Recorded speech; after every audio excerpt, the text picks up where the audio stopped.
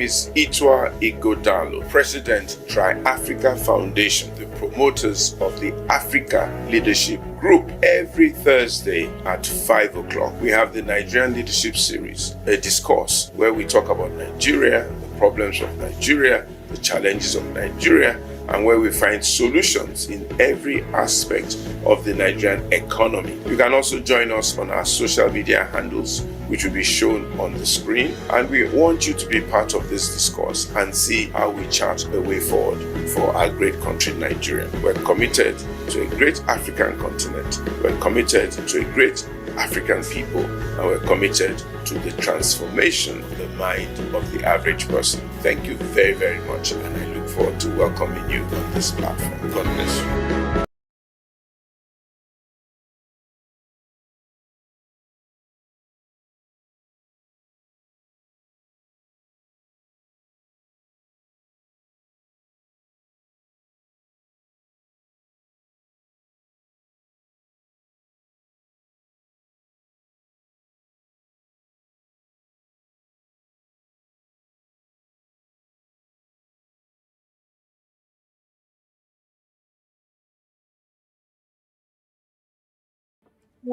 Dear patriots and change agents, welcome to the Nigeria Leadership Series Town Hall, a proud subsidiary of the Africa Leadership Group, powered by the Tri-Africa Empowerment Foundation. We're so glad to have you here for this weekly virtual town hall, where renowned thought leaders and engaged citizens come together for meaningful discussions that spark ideas,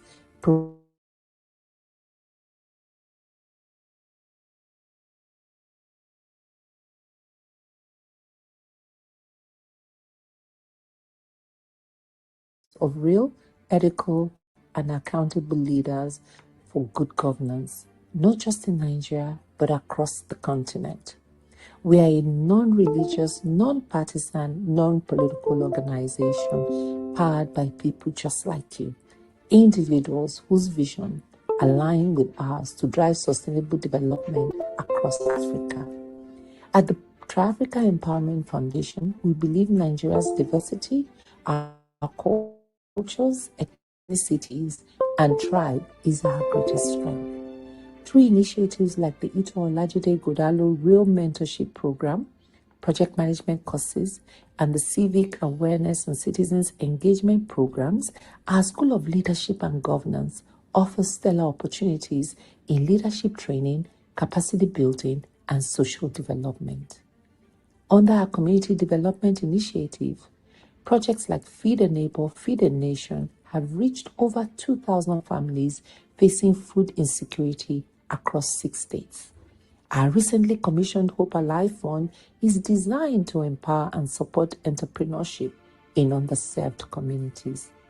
In collaboration with civil society partners, we are building a coalition for participatory governance that works at the grassroots level to strengthen good governance and effective administration at the local government.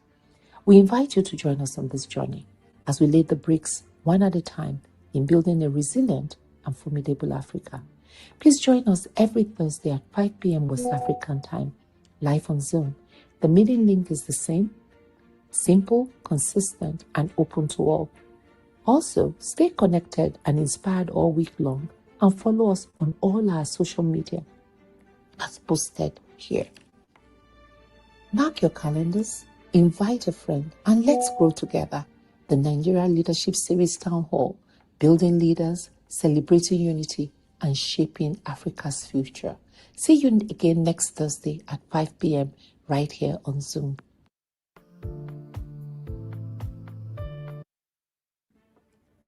Dear patriots and change agents, welcome to the Nigeria Leadership Series Town Hall, a proud subsidiary of the Africa Leadership Group, powered by the Tri-Africa Empowerment Foundation. We're so glad to have you here for this weekly virtual town hall, where renowned thought leaders and engaged citizens come together for meaningful discussions that spark ideas, promote responsibility,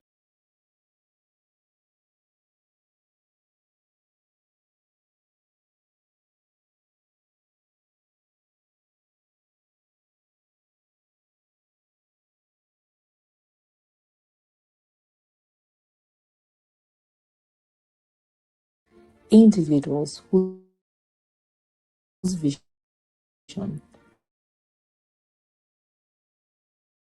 failure. What about the fellowship?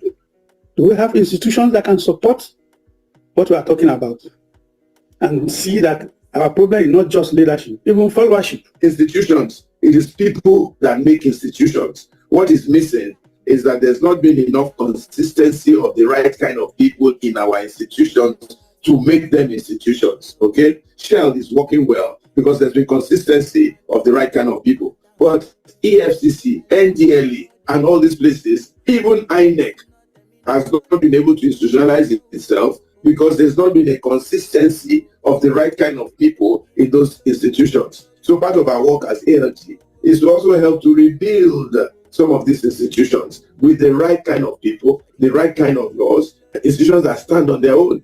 Nigeria is a great country, and Nigeria can be beautiful for everybody if we all decide that we want to make Nigeria great. Right Have people, too right much on places in leadership government. failure. What about the fellowship? Do we have institutions that can support what we are talking about and see that our problem is not just leadership, even fellowship? Institutions, it is people that make institutions. What is missing is that there's not been enough consistency of the right kind of people in our institutions to make them institutions. Okay, Shell is working well because there's been consistency of the right kind of people. But EFCC, NDLE, and all these places, even INEC, has not been able to institutionalize itself because there's not been a consistency of the right kind of people in those institutions. So part of our work as ALG is to also help to rebuild some of these institutions with the right kind of people, the right kind of laws, institutions that stand on their own. Nigeria is a great country, and Nigeria can be beautiful for everybody if we all decide that we want to make Nigeria great. Right Have people, too right much on places in leadership government. failure. What about the fellowship? Do we have institutions that can support what we are talking about and see that our problem is not just leadership, even fellowship?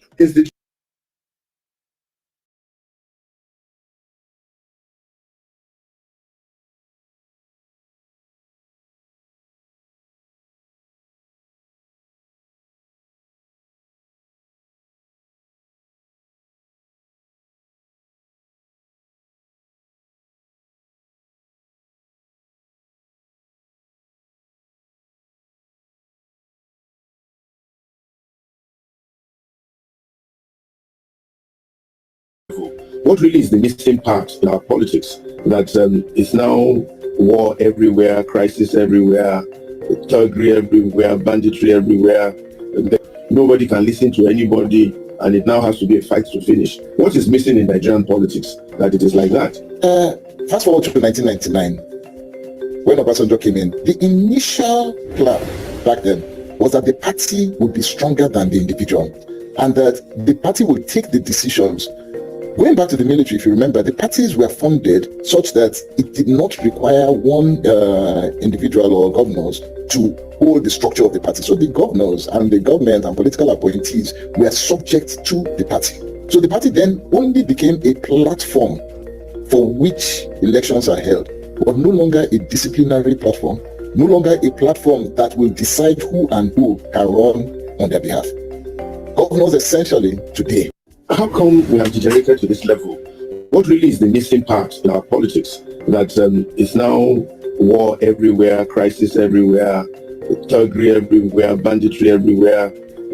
Nobody can listen to anybody, and it now has to be a fight to finish. What is missing in Nigerian politics that it is like that? Fast forward to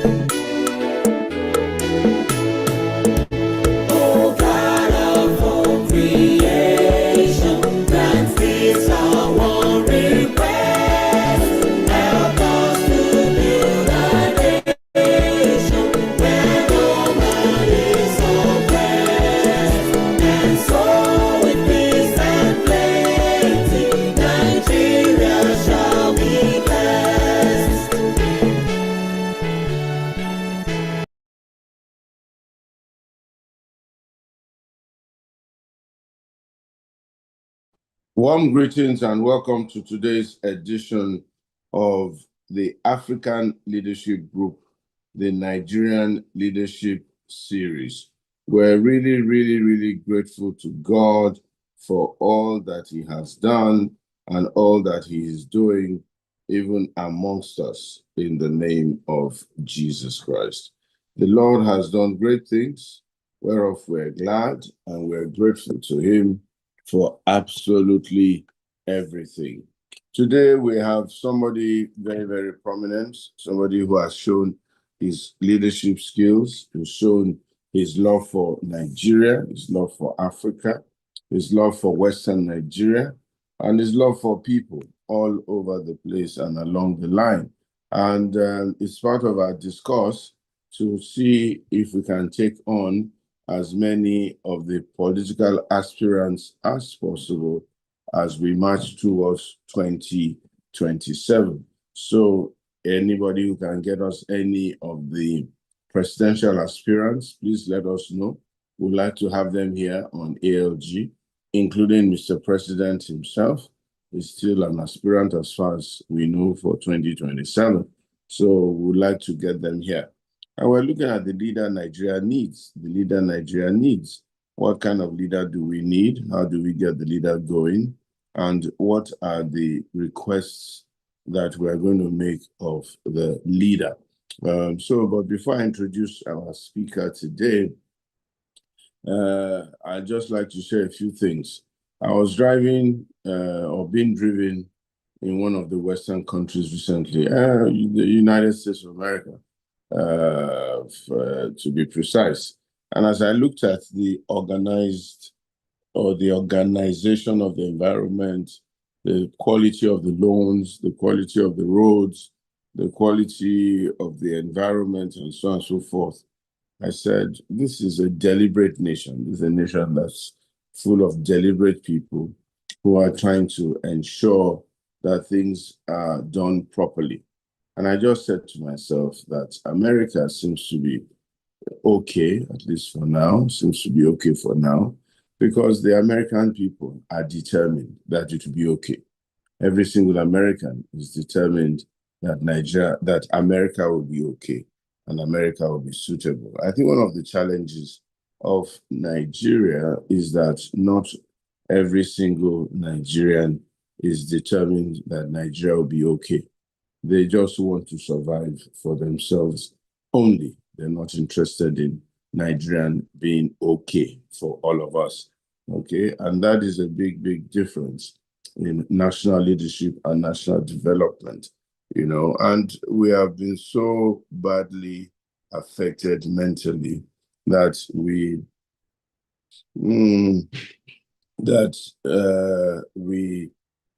do not actually even know what is good from bad. We don't know what is good from bad. And we have had to generally accept the situation and the circumstances that we find ourselves in. So we do not know what is good from bad. And this is absolutely not acceptable at all. We need to be in a position where we know what is good from bad, and we need to know what we want as a nation. And we seem to settle almost for anything that we have, and we say, well, let's just manage it. It's like the Nigerian in the mechanic shop who just keeps saying, manage this, manage that, manage that. Meanwhile, he's putting Peugeot parts on a Toyota car for you, he's putting Volkswagen parts on a Toyota car for you, and so on and so forth. So this is where we find ourselves. This is how we find ourselves. Our speaker today is a person who has been in the political field for a little while. He first emerged, I think, sometime in 2023 when the run-up to the presidency was there. And he volunteered himself as a presidential candidate, bounced around one or two parties, finally settled on SDP, and then ran on the platform of SDP as presidential candidate. He's a lawyer by training, I think, having been trained both in Nigeria and the US, and practiced in both places, and then found himself in the political fray. Very eloquent, very determined, very forthright, and putting a lot of energy to try and see a great Nigeria. And we'll be speaking to us today about the leader Nigeria leads. Please welcome with me our guest for today, the Honorable Mr. Adebayo. We are very grateful that you are here, and we're happy that you could make it here, Mr. Adewole. Adebayo. May the Lord bless you. May the Lord enlarge your coast. May the Lord continue to be with you. Thank you once again for responding to us. But before I hand over to you, I'd like to play a very quick video, which I'll be wanting you to please speak to as soon as we have played it. So can the back office please play this video for us? The African Leadership Group video for today.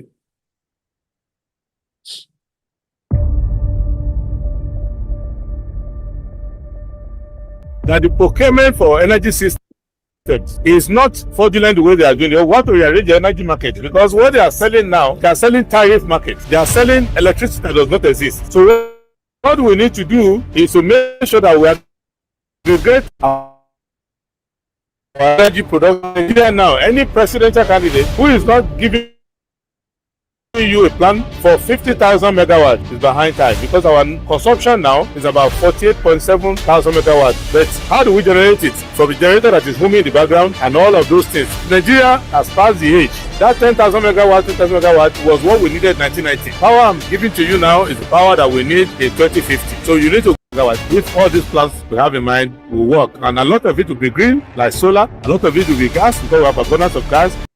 Our hydro station in such a way that we can use some of them for agriculture. And the thermal station, we have sufficient gas for that, and we will remove all these discos and all of those things where politicians appropriated the tariff collection to themselves. That's basically how you get energy.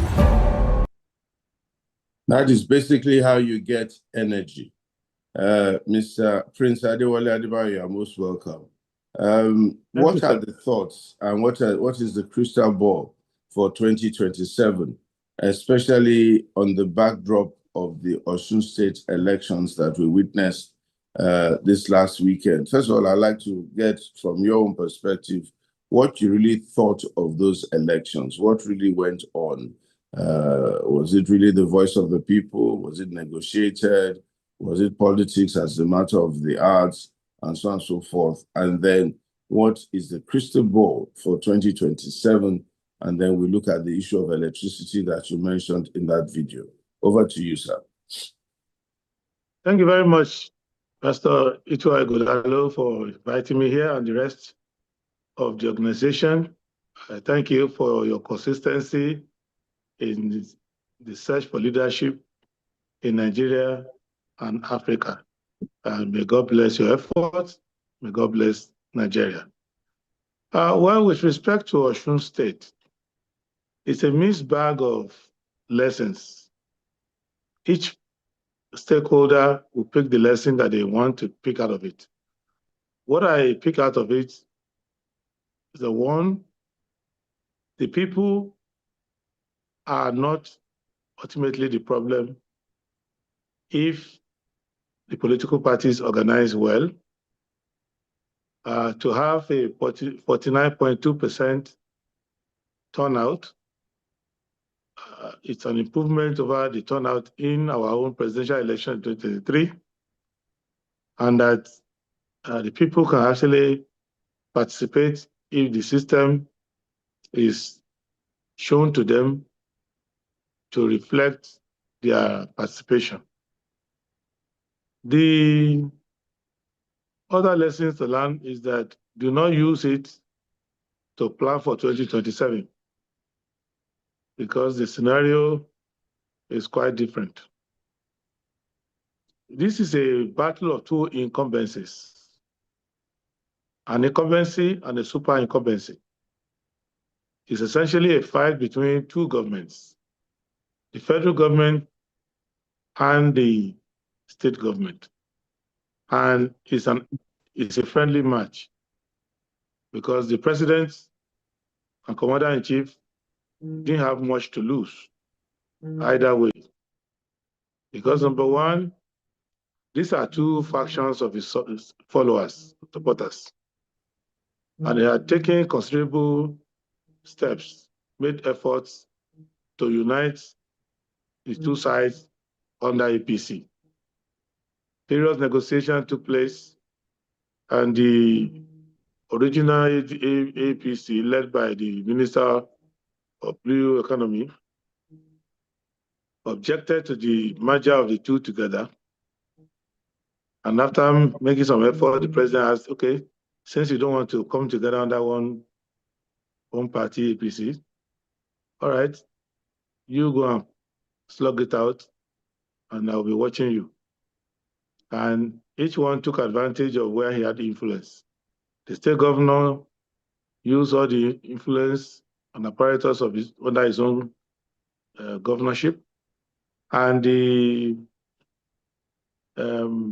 federal elements there, they used the unofficial and or black market powers that they could get out of the federal government to go and fight there.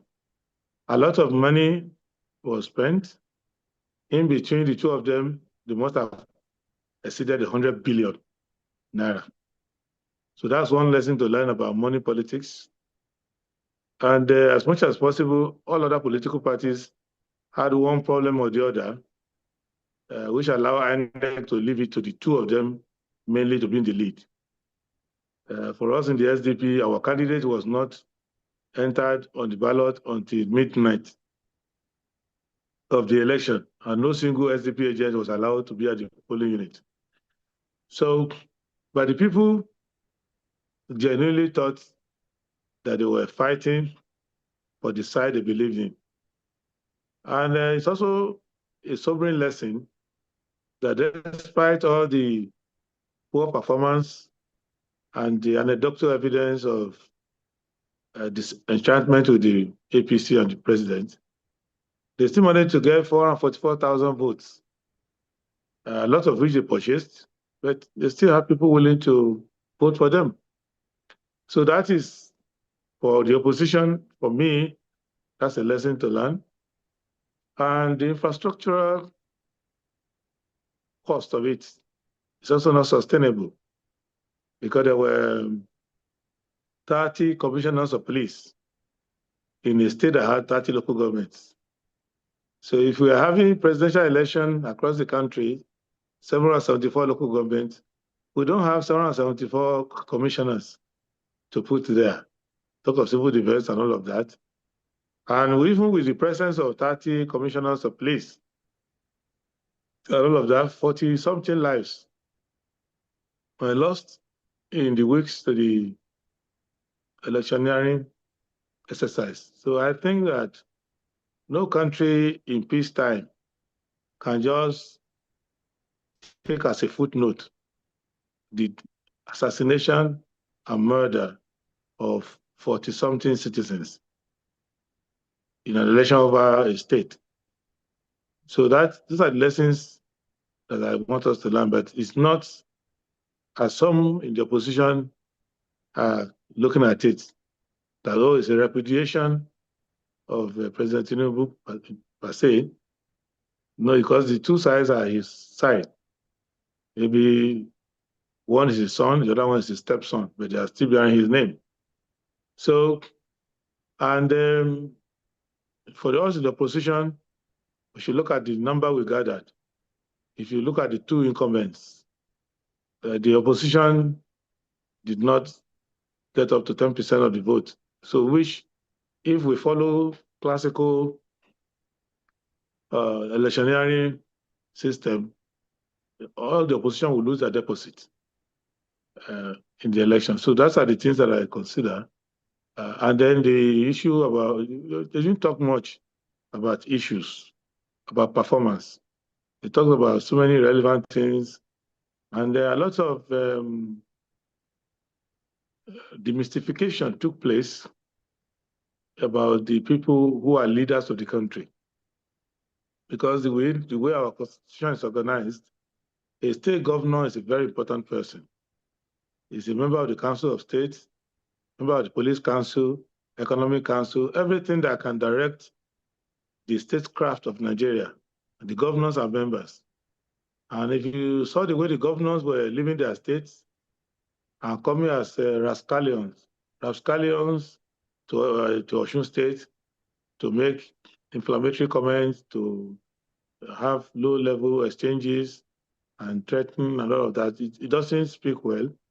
It is all right for governors to travel to support their party in whatever states the party is running, but they should realize that they are the apex of our statecraft, and they should not go as if they were mere political talks. They should go, add dignity to the occasion, use their influence to talk to people, and they should behave in a manner that we don't have to correct them. And then you cap it with the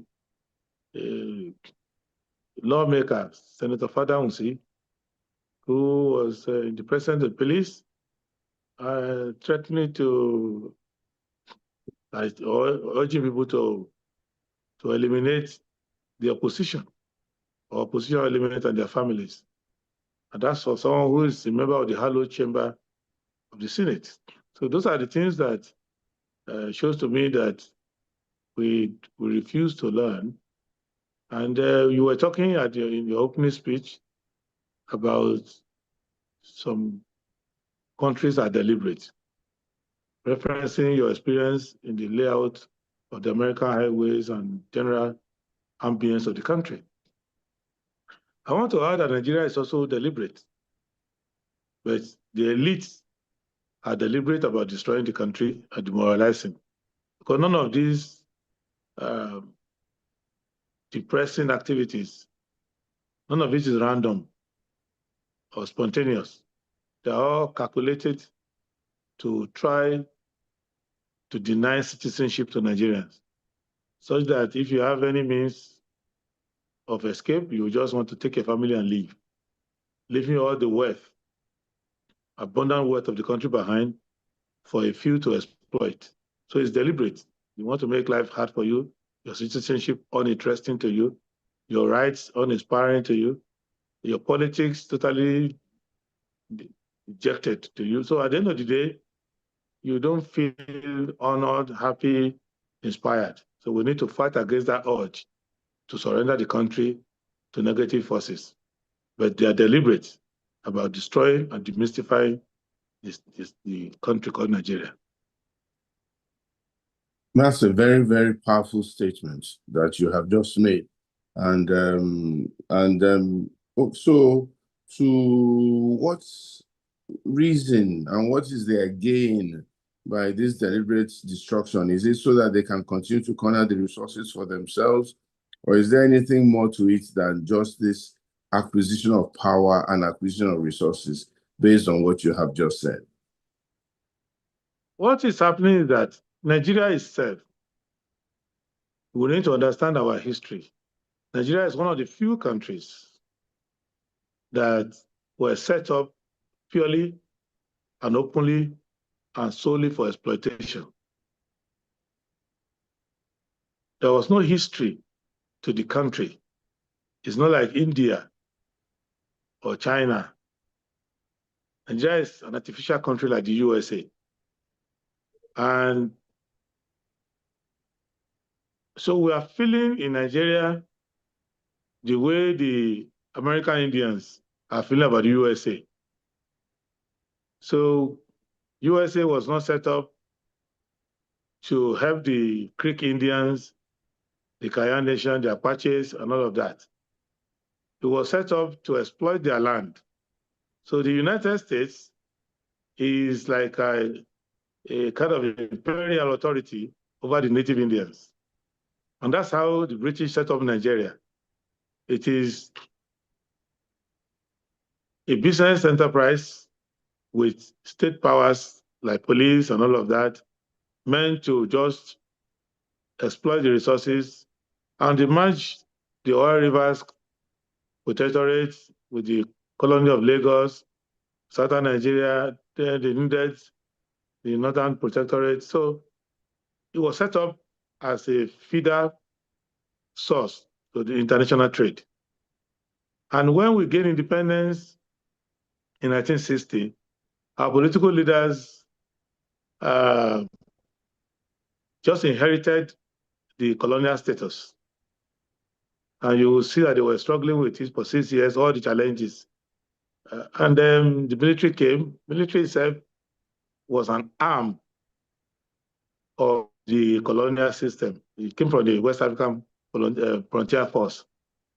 So the Nigerian military was a subset of the colonial system. So they are jackboot. They didn't see fellow citizens as human beings. Just to get power, they'll go to your bedroom, gun you down, kill your wife, kill your baby inside the tummy of the wife. If you are walking on the street and you slow them down in traffic, they will be the best you can get is they use koboko to flog you. And if you irritate them further, they blow your head off. And so we lost this. We didn't have time to develop the civil society. We lost it. And we dragged that for a long time.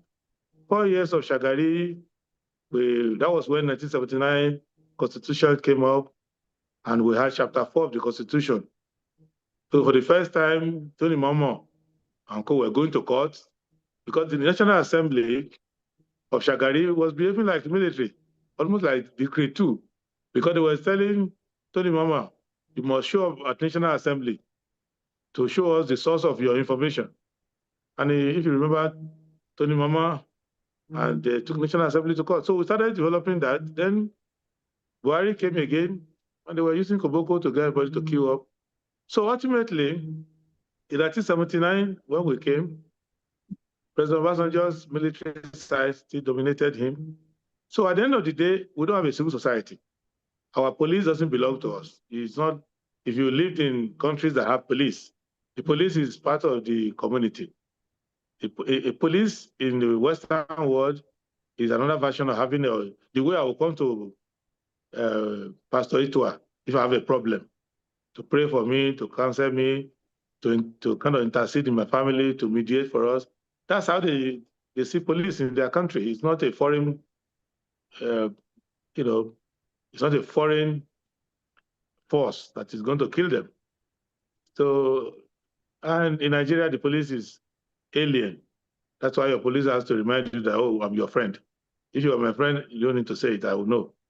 So these institutions, our judiciary is alien to the people who doesn't give them justice. So the summary of it is that it's a continuation of the colonial system, and the economy itself is still tied to the colonial system.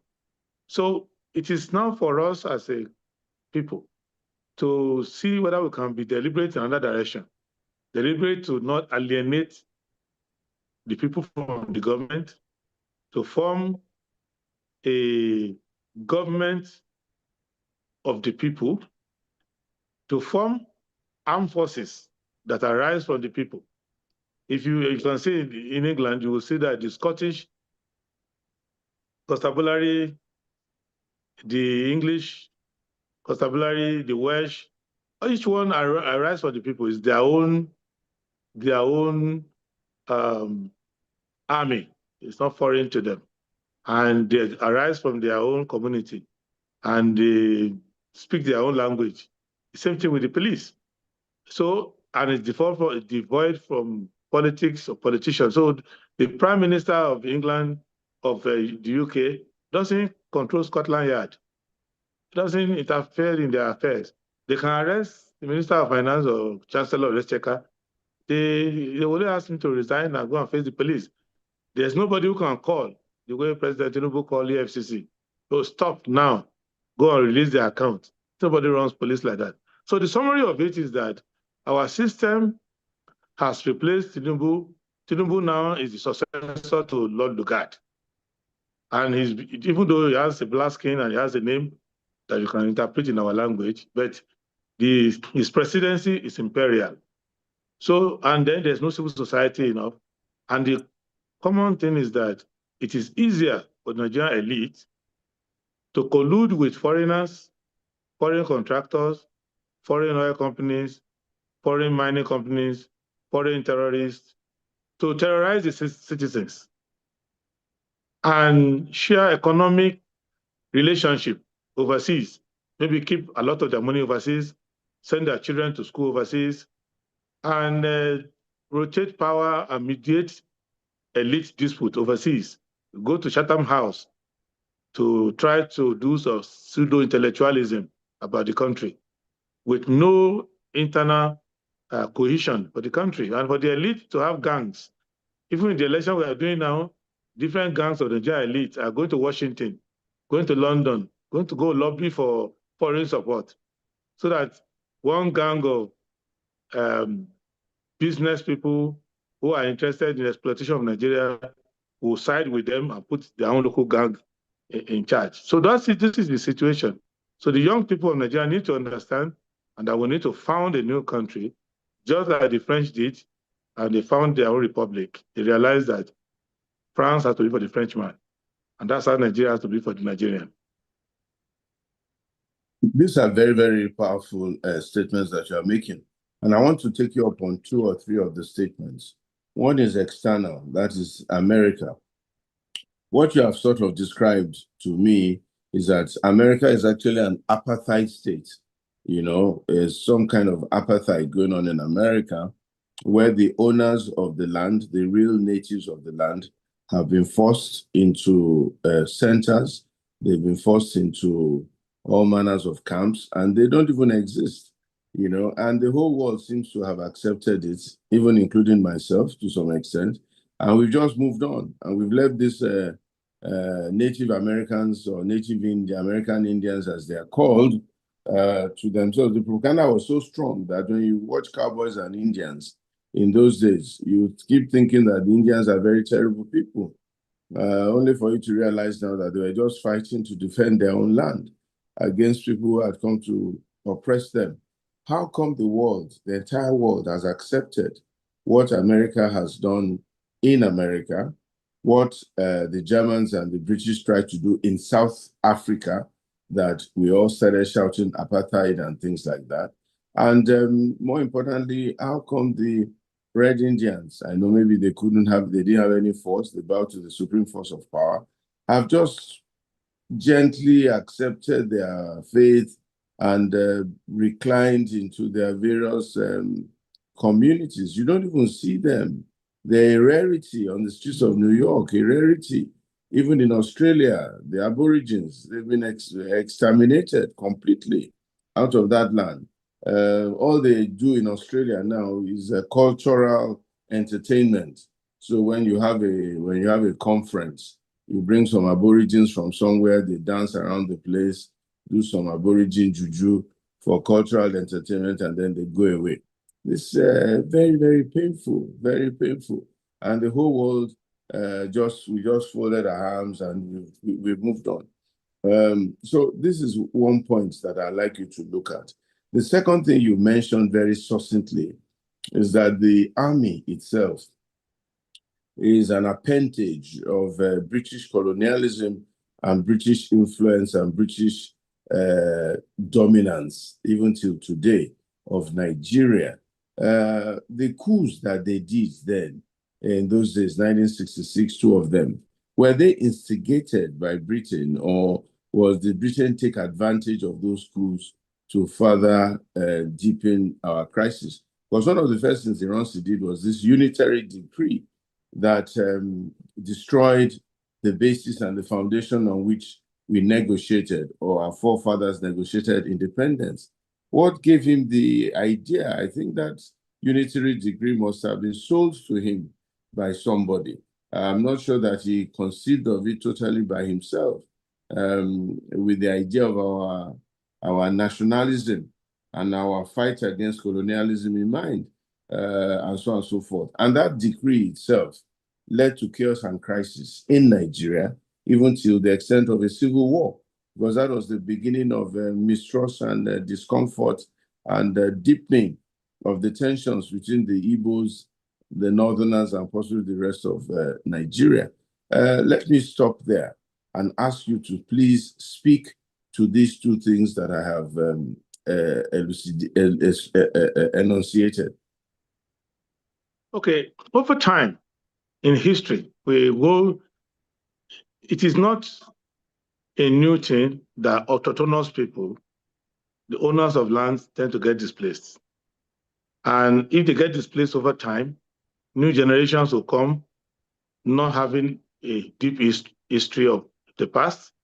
They will just take it. If you study law, because of jurisprudence, you'll be taught the Norman Conquest, 1066. That's when the French or Normandy conquered England.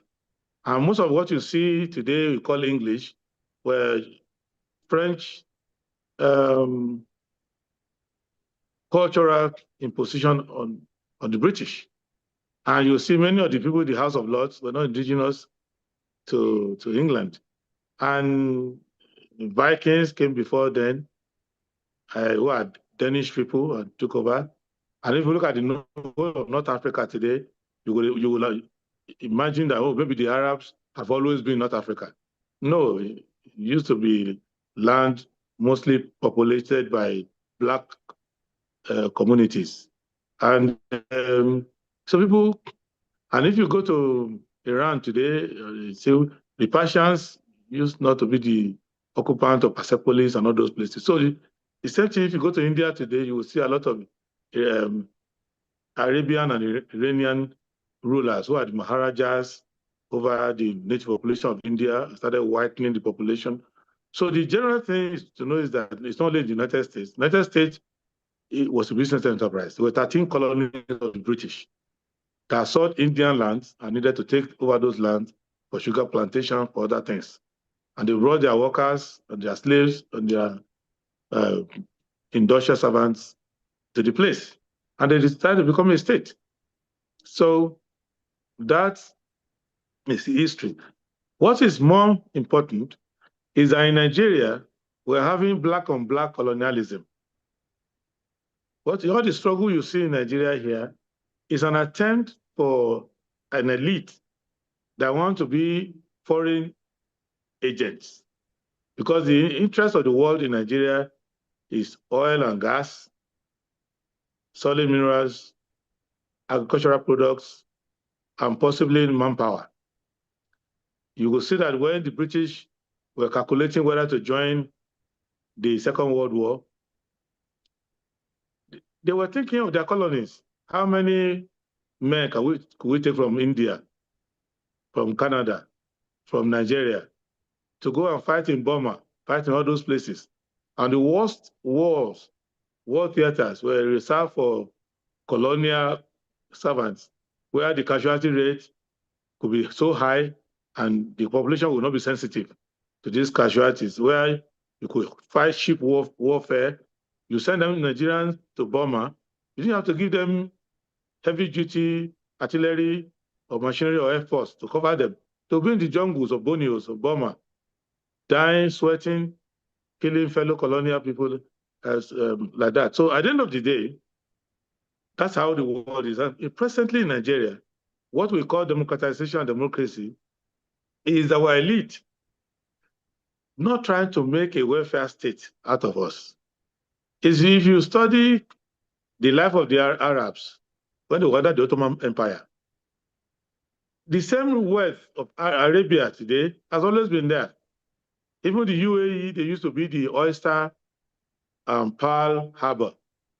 But because they were under the Ottoman, most of their wealth was exported to build what is today Turkey. Until Lawrence of Arabia, the British used that one to ask Arabs to fight for their independence. Today, you see Arabs, they look like billionaires, but Arabs used to live just on the camel or walk in the desert. When we got independence, there was no Arab anywhere that you could be proud of who was wealthy or anything. They didn't have any institution, no hospitals.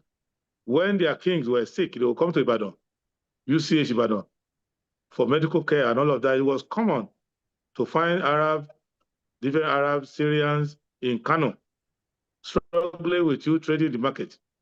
But they turned their own society into a welfare state.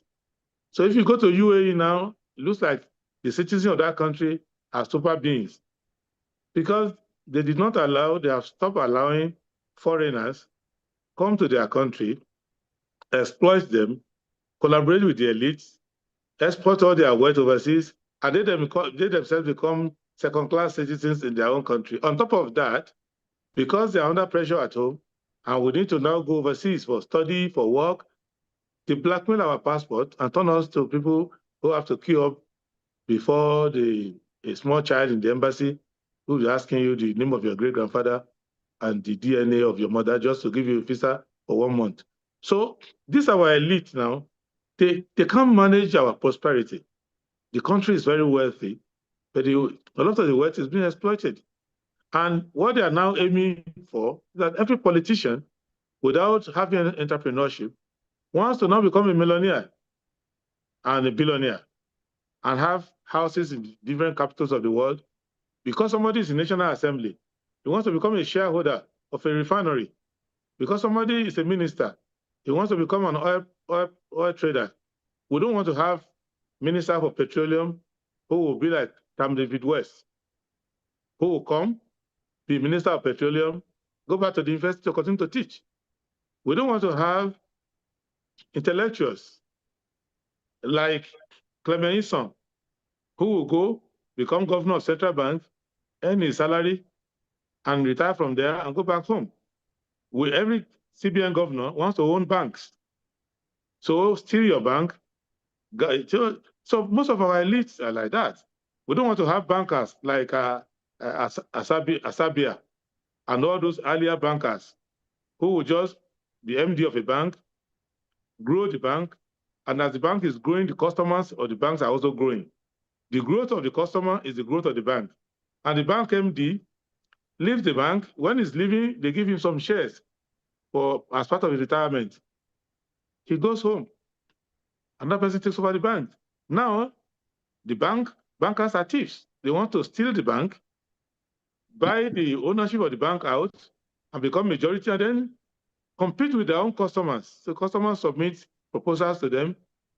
They will use other customers' money to go and do the business. So the bankers are now construction company owners. So there's a bit of exploitation inside Nigeria. And all of this money is also flowing to politics, because it is through politics that you will find National Assembly members who are supposed to make good laws to regulate the market for you. Since the time of failed bank tribunal under Abacha, there has not been any attempt to hold the economic crimes accountable. What the EFCC call economic crimes is one or two boys in the basement of Jegule trying to con a widow of $10,000 somewhere. Of course, those ones need to be punished, but the real economic crime is going on in the country where public money fused with private banking, and the country has become a mafia society. And a lot of this money rolls back into it, and it is now difficult for you to come up with ideas, run industries, go to bank and borrow money competitively, and return the money to the bank. No, the only person who can take money from the bank now is a person who is using it to do politics or to fund a government project somewhere that has been overinflated. So there's no economy going on. And institutions, including the police and the courts, that could make all citizens to be equal before the law, those institutions have been captured. So IG of police is just a glorified guard in the villa. It's the head of the guards for the government. It's not a person who can walk up to the president and say, your minister just beat up the houseboy and I've arrested the minister. He can't. Police in Nigeria today, if they are following somebody who has made a complaint, they will follow policemen of higher rank than them in that scene of the crime who will turn them away. So the summary of all of this is that Nigerians are being internally colonized and they don't understand it. And that's why you see people like Showore coming out looking like they are mad. No, Showore is not mad. It's the whole society that is mad, because we are getting surprised that somebody is confronting the police to say, do your police duty like a citizen, You're a fellow citizen. Don't oppress anybody. Make everybody equal. Enforce the law. You yourself obey the law. When it's time for you to retire, as police IG, don't forge your age. Don't use money to buy elongation. Do the work. It should be done normally. And don't block the courts when other citizens are coming to pursue their judicial rights. So normal thing that you see we're always getting into argument over, people say, this is your self, does it not rest? Those are the things that citizens of that country would also object to. And that's why I'm saying that we need to be conscious when we engage in this politics that this is our only means to define society in which we want to live. It is not about joining the elite in the rotation of the fraud, rotation of corruption, rotation of oppression. It's about saying to ourselves, as we did in the Constituent Assembly in 1977, anybody who wants to help us should go and read the Constituent Assembly report, because that was the most comprehensive attempt at the military in trying to hand over power, because Obasanjo was assuming that it will be the last military government. So they did, with Murtala starting it, they did a comprehensive review of why the First Republic failed, why military rule is not acceptable. And we had this Bill of Rights, fundamental objective and directive principle of state policy, which is Bill of Social and Economic Rights. Then we have Chapter 4, which is the Bill of Human Rights, which is our Magna Carta, that has all these laws about right to life, right to family life, right to privacy, right to fair hearing, and so many right to vote, and all other rights. But our politics is now being done to truncate that, because you cannot have a country of rich politicians. You cannot have a country where people go into politics to get enriched, where institutions that are supposed to be under the control of the state are now under the control of the government and political parties. And where generally institutions that can help us to train our people, to civilize them, to be in a country where you can live on the kind of rules you see in America. You can drive and obey traffic rules. It is now disappearing. And Nigerians are thinking, oh, this thing is not happening to us, but it's happening gradually, because what is happening here is that the Nigerian elite are now bringing colonial governments many things which Abad Macaulay will be arguing with the British over in his days. And people like Mbono Ojike will not accept. People like MCK Ajuluchuku and all those people will not accept. They are now happening black on black apartheid inside Nigeria. And unlike the apartheid of South Africa, which came from racial supremacy, which is just a proxy for economic exploitation, because they had to raise the issue of racial supremacy, because if they didn't raise it, they would have to go under democracy, majority rule, and majority were black people, and they will have to live under the black as they're living now. But in our own case, the elite has no philosophy. It's just about raw acquisition of wealth, money that they cannot even enjoy because they don't have the finesse. They don't have sufficient education and civilization to enjoy the money. So they take the money, look for a farmland, dig the place and bury the dollar. Or find a Lebanese friend, a French business partner, European, Americans, whatever, Indian, and export the money overseas and perpetuate poverty. So at the end of the day, you become Nigeria head of state, you retire, you are in your hometown, electricity doesn't work in your hometown, there's no road to your hometown, you can't even go out because kidnappers are going to kidnap you and your grandchildren, and all the wealth you are put in Switzerland, even your grandchildren cannot go there. So then you have a cardiac arrest, we put you on a one-way to Europe, they bring your dead body here to do prayers over. So we need to now come and tell ourselves that, look, even if you have no resources, technology has developed. Commerce has reached a point where any country can live a good life. if they can only organize themselves as a civilized people. So even if it's just to export manpower to train doctors, train nurses, care workers, if it's just to have basic villages that are clean, people come and do tourism in your country. So you just have to be a civilized country. You have to be human beings that if somebody had a wedding in Denmark and they're looking for where to go and do honeymoon, they're looking for monkeys, to see monkeys in Cross River. At least they will not think, okay, I can live with the monkeys in Cross River. But how do I deal with those characters in Lagos? Because to be to go and look at monkeys in South Africa, in Cross River, I'm okay. I know the monkeys in Cross Rivers will not hurt me. But what are the other people in Lagos? They may rob me. The immigration man may even seize my passport and collect all my dollars. And I may die on the way to Obudu Ranch.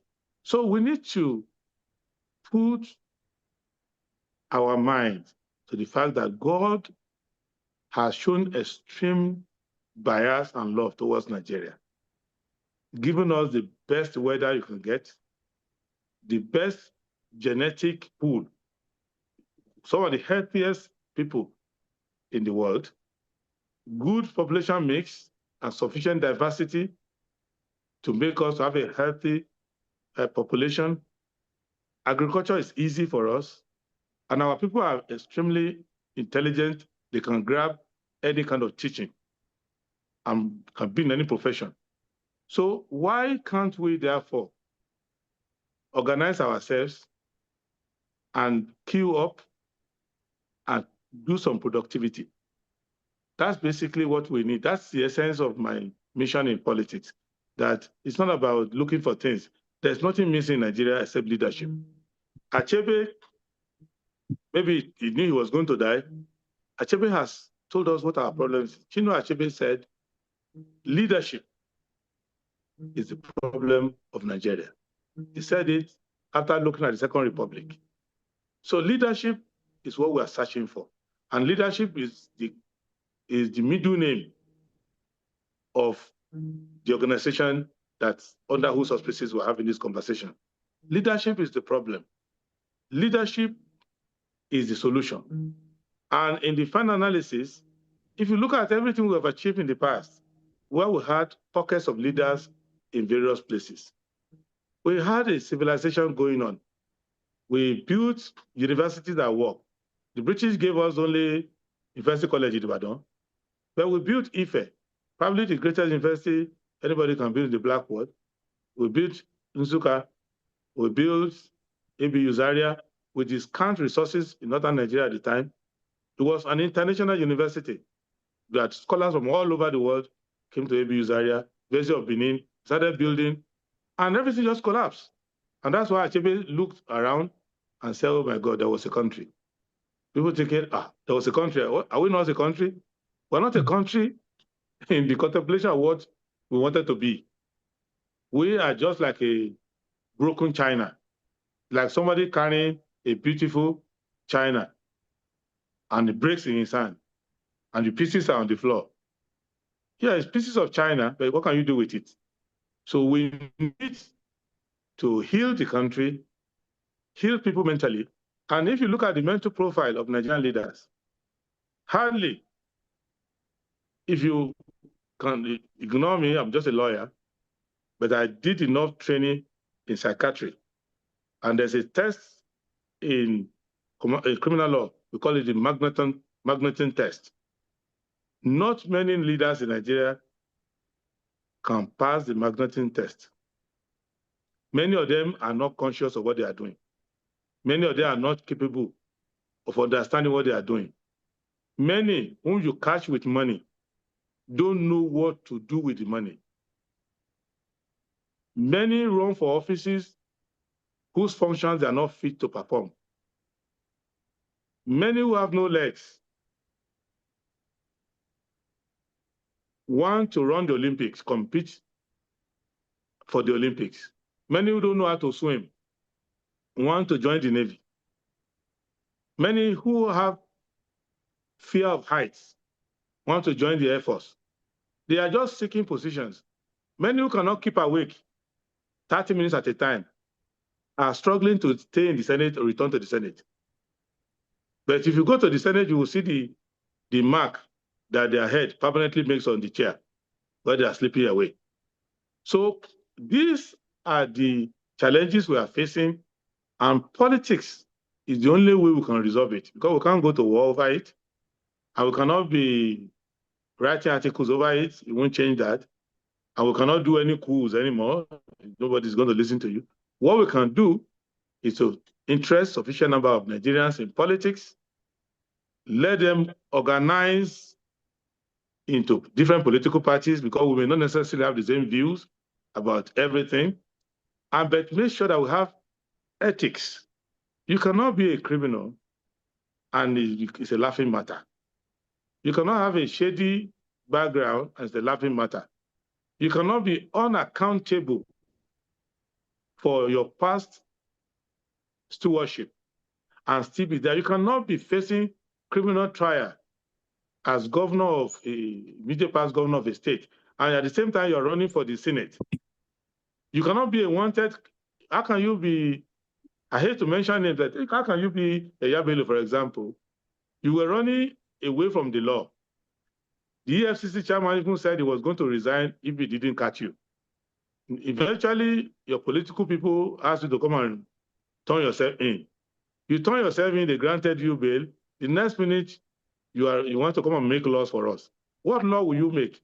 The law you will make is the law that will legalize your criminality. And when preponderance of your Senate has more than 15% of them facing trial, an incumbent Senate, incumbent National Assembly of Nigeria, you have 15% of them facing trial. And they are the one making laws for you. And they're making laws such like it's no longer an offense, it's no longer challengeable that somebody furnish false or fake certificate and glorifying violence and all of that. So the summary of it is that we are under one form of internal colonialism, and the people who are in charge of it are looking for raw power, raw money. The reason why we have Lakurawa and other terrorists is because the Nigerian political class went into illegal mining. Substantial part of it that they went to illegal mining, and they don't want the people of their community to benefit from the mining, and they are going around setting up all these gangs. And they have become so lawless now that they create new gangs every day.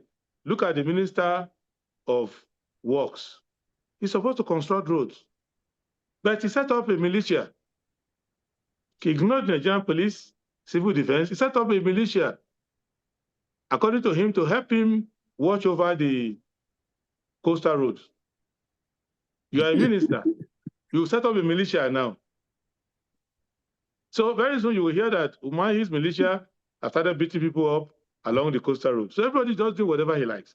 So we need to come to our senses, and we need to understand that all of these abominations in our country is not caused only by the politicians.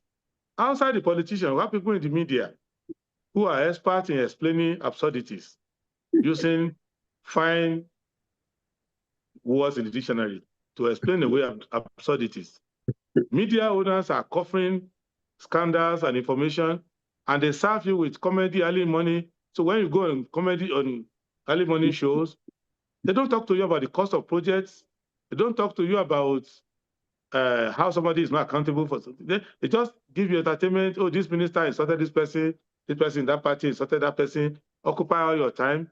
Look at the quality of editorials. You don't see Edwin Matunango, you don't see all those writing that used to go into the soul of the country. People just write random things these days. So we need to come together, and the clergy don't ask questions anymore to say, what is the moral fiber of our leaders? Everybody is just mixed together. So we need to put a stop to it, because we need to be a civilization. The rest of the world, they have already banned us inside our country. They sequester us inside our country. And we need to now stay inside the country, fix it, and we don't need anything extraordinary. We just need to agree that we need to have decent leaders, and we need to start to climb out of the ditch which we dug for ourselves. That's where I want to pause. Thank you so much. Thank you so much. You've brought so many insights and so many points of discussion that, as you can see, they're clapping for you. We can be here all day, all night, if I pick up everything that you have said one by one. But we need to get people to ask questions, and I'm going to be asking them to ask their questions and asking Sonny and Jumoke to conduct this Q&A answer. But before I do that, I have only one more question to ask you from my perspective, and then the floor will be theirs. And that is 2027. What are we going to do? How are we going to win? How are we going to lose this election? What are you planning to do? And do we have any opportunity, first of all, at free and fair elections, and then really having the will of the people to be fully expressed? What's your opinion? You are running for office. There must be something that's driving you to run for office, and there must be something that you're thinking about, and you must have a strategy as to how you are going to make sure that your effort is not academic, neither is it a waste of time. At least you will be given a fair chance to see if you have the support of the people. What is the plan? The plan is to stop focusing on Tinubu, assuming that one man with half capacity, sitting in one room, barely able to travel across the country, is going to influence the election.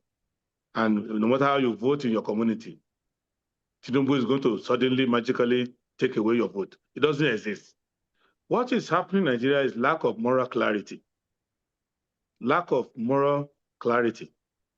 Our people have developed sensitivity that is not against evil acts. Our people no longer have the acuity and sharpness to say this is right, this is not right.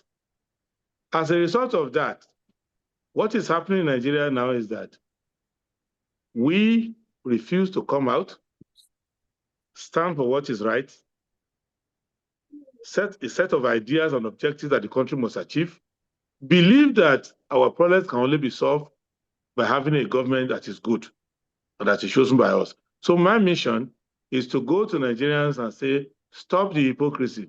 Stop taking Tinubu is your problem. The problem is that you don't know what you want in your country. Because on one hand, you want somebody from your village to be president or governor. So all of this noise you are making, that is what is influencing you. In some area, you want somebody of your religion to be in power. You don't care whether poverty is about to kill you, whether they beheaded your cousin 2 weeks ago who couldn't pay ransom, or who paid ransom and still got beheaded. You, out of all of that, I know people whose businesses have collapsed due to poor economic decisions, macroeconomic situation. But in their mind of mind, they still want somebody of their religion, somebody of their faith or community or ethnic group to come to power. Many people in the elite don't want restoration for the country. They want connection with the government. So, and this is the problem. So once we're able to carry the message to all Nigerians, to know that, like done all over the world, there's no magic. Make up your mind first to be engaged. Because a lot of people believe that, oh, Nigeria is hopeless, especially among younger people. They just assume that, let me look for a job and go overseas. So we're talking to them, Nigeria is not hopeless. Nigeria has the best potential, and there's no country whose problems are easier to solve than Nigeria. Therefore, all you need to do is have moral clarity, stand on what is right, study the manifestos of political parties. We are going to send our manifesto now to Sister Jumoke here, hoping that she will share it with the rest of the family.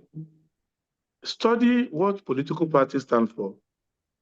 Join these political parties. Join the one of your own choice. Nigeria is one of the countries in the world, few countries in the world, that the elite and the critics don't join political parties. If you go to America, anybody you see will say, I'm a Democrat, I'm a Republican, I'm a libertarian.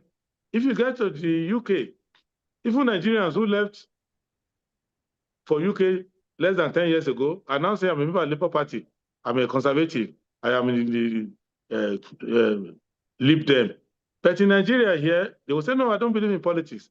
If you don't believe in politics, how are you going to do it? So my job is to go around the country to make us believe in the country, to let people know that politics is not voluntary. Politics is not optional. Politics is compulsory.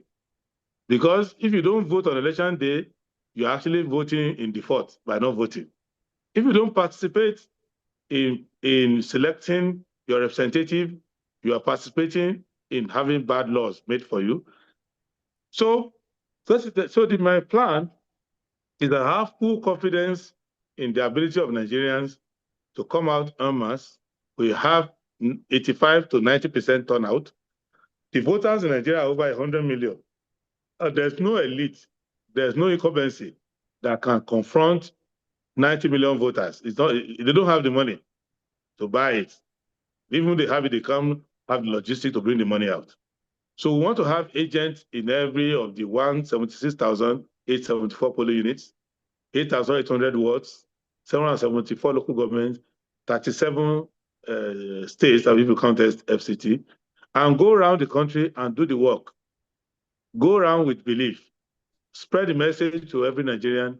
We've taken hold of our own political party despite all the machinations of President Tinubu's government and the APC. We're in full control of our party. We're bringing you good leaders who you can verify, and we'll take them around the country. We have laid a legal guideline for INEC. We have gone to INEC, not to the Supreme Court several times. We write to them, we challenge them, and I see that it is possible to use the technology that's available and to use the law to get INEC to do the right thing. So that's basically our plan. But don't worry yourself that there is an incumbent government somewhere that is going to come and steal your vote. What is happening is that if you are looking for money, you are looking to sell your vote, that's where you have problems. Or if you are looking for somebody to give you money before you can help with the election, you see a young person, before you can tweet something, he wants to buy him data, he wants you to be paying salary. He's the one who is looking for a job. I'm an employer of labor. I've been an employer of labor since I was 22 years old. Now you are the one who's out of school for 10 years, have no job, but you want me to give you money before you go and talk about good governance in your own community. Who's going to do that? Where is the money going to come from? So you are criticizing poor people who are selling their votes for 20,000. But you can't speak out because you're a contractor of government. You're a government contractor. You can't speak out. You're also part of the problem. So we go around the country and we talk to everybody. And I believe that even those who are in APC, they are beginning to see that the hunger affects them, the insecurity affects them, the injustice affects them.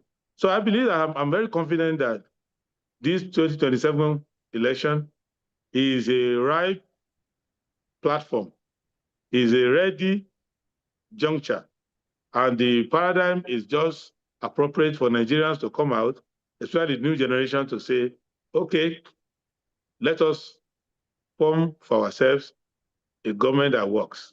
Let us see this government works for another 4 years. If it doesn't work, we improve on it. And with nobody, Nigerians should not see themselves as victims anymore. Nigerians should see themselves as willing collaborators with their oppressors. And that in 2027, they want to start removing the Stockholm syndrome. They want to start to at least speak out, side with what is right. Does it not surprise you that in Osun State, APC who came second, they should come like what, 5th or 10th? That's when you are making a statement. But people are still selling votes. People are still buying votes. So-called educated elite are still writing articles for the oppressors. They are still going on TV stations to explain the inexplicable and all sorts of things. So we will continue to retrench that kind of negativity. But I can assure you that Nigerians will speak loudly and clearly in 2027. And for me, for my running mate, Dr. Usman Bugaje, and for many people who are on our team, we are going around the country and we are doing everything that is possible to ensure that Nigerians cannot say there was no alternative. Because you asked me, Pastor, what brought me? What brought me? I've always been a member of SDP. I've never been a member of any other party. I didn't go around any other party. But I was assisting 14 or 15 political parties. Many political parties, I will rent offices for them. I'll pay their salary of their staff for 1 year. I just wanted multi-party democracy because I didn't want PDP at that time to oppress all the political parties. So political parties knew me, whether I join a party or not, I will give you donations, I will give them vehicles. So that was why on my 50th birthday, 14 political parties put advertorial thanking me, congratulations. It's not that I belong to them. It is that I thought that we should have multi-party democracy. Don't shut out the rest of Nigeria. Secondly, I tried to put the political parties together. That look, you don't have to have 100 political parties. Try to get your ideas together. It's only if you disagree on the ideology. That's why you need to go and form another political party. But if you agree mainly around the same thing, for example, political parties that agree with Chapter 2 of the Constitution, why are you running away from SDP? What's the problem?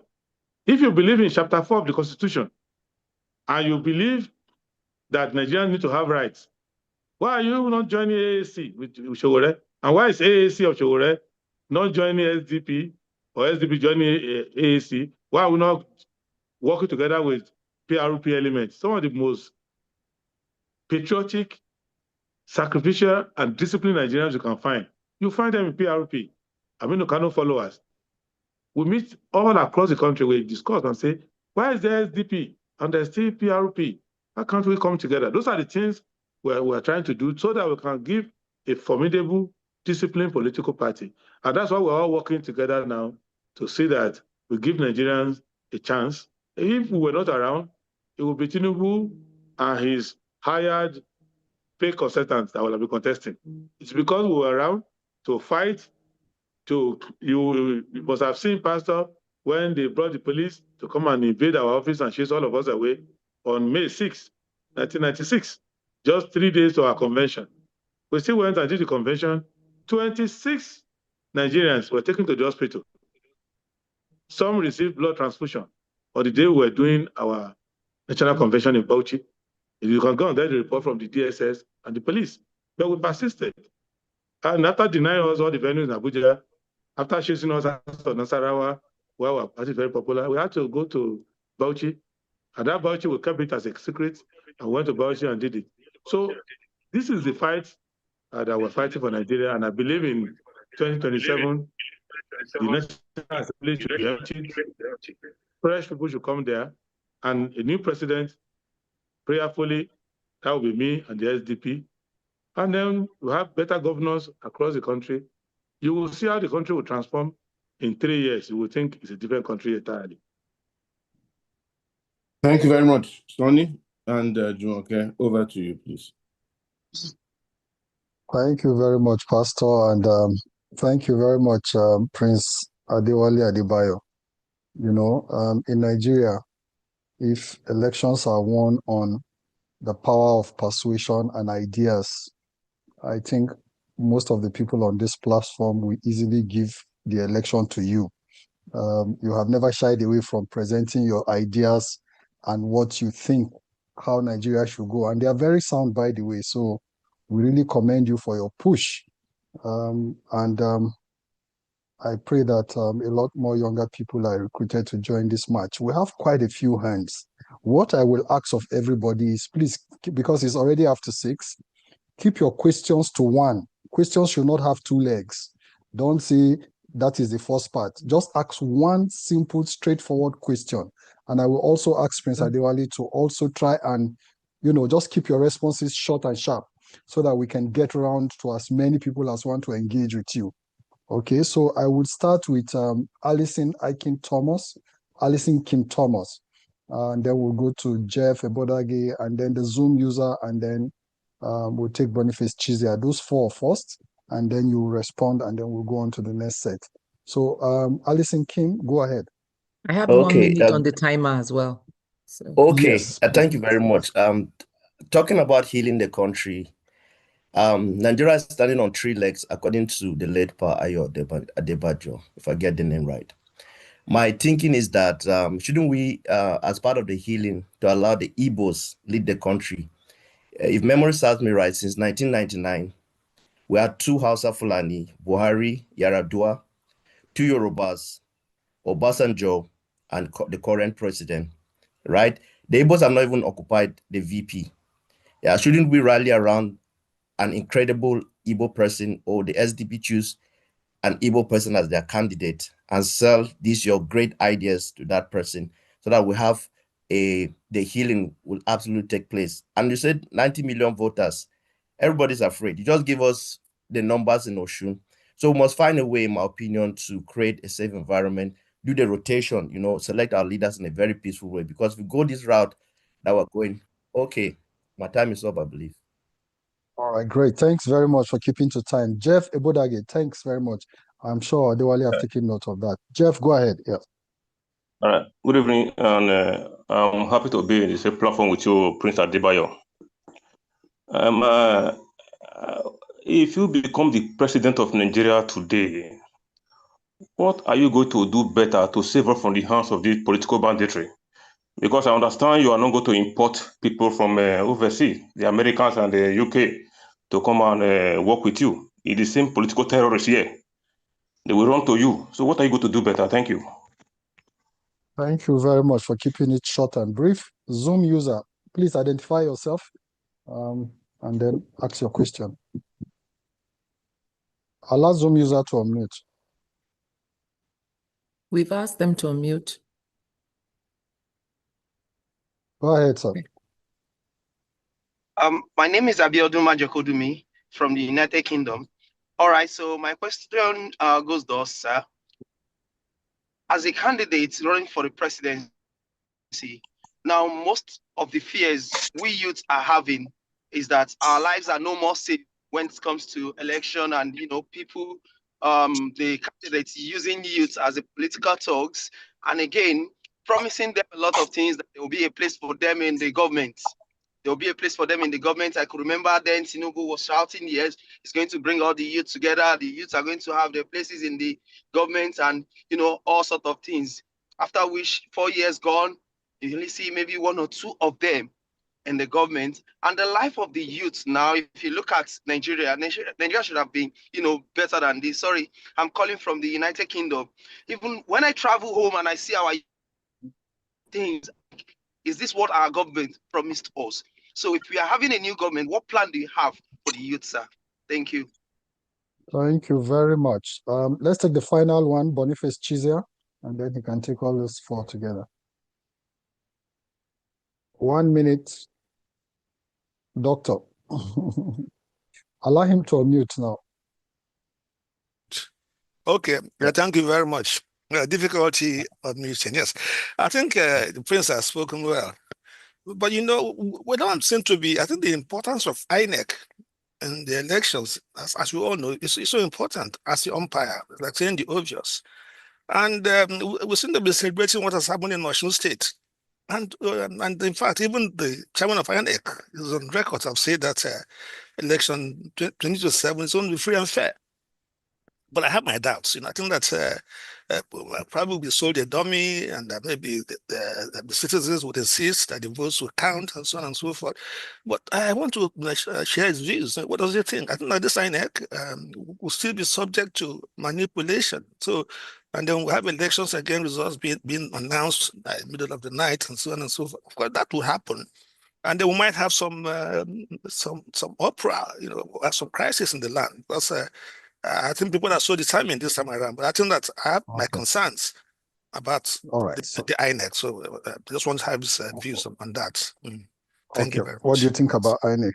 All right, Prince Adewole, go ahead. I'm sure you noted all those 4 questions. Yes, yes, they are in my head. Number one, my kind of politics is not based on ethnography or ethnicity or ethno-religiosity. I am here to implement Chapter 2 of the Constitution, fundamental objectives and directive principles of state policy. It's about social programs and economic programs. Politics of ethnicity is not mine. Maybe some other political party is important to them, because we are not trying to do rotation of the status quo. There are over 500 ethnic groups in Nigeria. And if you are rotating power according to the ethnic groups, you will have 2 millennia before you can do justice. So which ethnic group? Kanuris will say they have not ruled before. Angas will say they have not ruled before. Tarok will say that Urobo will say they have not ruled before. So the more you identify ethnicity, the more ethnic identities come out. Before you know, even the Igbo will break into 2. They will say the Anyoma has not ruled before, it is the other side. So the Yoruba will say the Okun side. So conclusion is that have a mind to have a civilized government that follows the law and that's by popular choice. That's not by rigging. When you do that, nobody would require their townsman to be in government before they can feel involved or identified. Make sure that you abolish poverty and you abolish insecurity. After that, you can now look for political parties that will be rotating power for you, but allow the Social Democratic Party to implement Chapter 2 of the Constitution, eliminate poverty, eliminate insecurity, have a civilized country where people can get employment without regard to where they come from, without regard to their religion. Where you write an exam, you score 80, you give you 80. You score 10, we give you 10. We don't look at the church you go or the mosque you go. You go ask about the character of the person. Is this person righteous? Because if you start to use identity to distribute offices, you will be getting incompetent people representing their ethnic tone, incompetent people representing their sectorial or sectional or religious tone. With respect to the issue of bandits and banditry, it's clear that the government is the chief driver of banditry. Any society that the government does not cooperate with the criminals and they are not involved with them, they will get rid of them. The problem facing Nigeria is that the political elites have added security as part of the tools to suppress the people. And among themselves, they are sharing the budget, dealing with insecurity. Among themselves, they are using insecurity to conduct election, insecurity to fight over mining sites, insecurity to control pipeline. So this is, don't assume that Nigeria is under some foreign, there are some foreign elements, but foreign elements have their own objective and they have their local collaborators. In our time, you will see that they are gone. I can assure you of that, with a solid plan for the armed forces and the police. With respect to youth, the youths are not to be hired. The youth are not to be supporters. The youth are supposed to come into the government. So our plan is that the youth themselves will be in government. I cannot promise youth anything other than participation. Because if the youth are in charge of their own education, if you have a Gen Z person who's in charge of education, he knows what his peers all over the world are learning.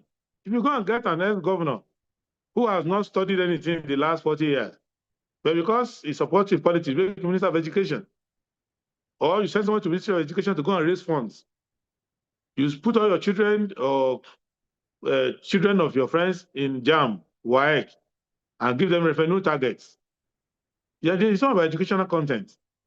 You put a Minister of Health, whose job is to just funnel contract to the First Lady and other people to go and do contracts, and to go and do politics. So you need a government that works. So that's where I see it. The idea that we can fail, I don't see it. We will be able to succeed in the country. We'll be able to run a government that works. We'll be able to make sure that nobody enters government except he has sold his ideas to the Nigerian people. And Nigerian people buy that idea.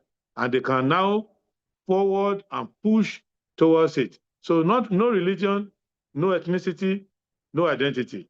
Other than Chapter 2 of the Constitution and respect for the citizenship of Nigeria, those are the things that are driving us. And don't be afraid that INEC is going to sabotage your election. No.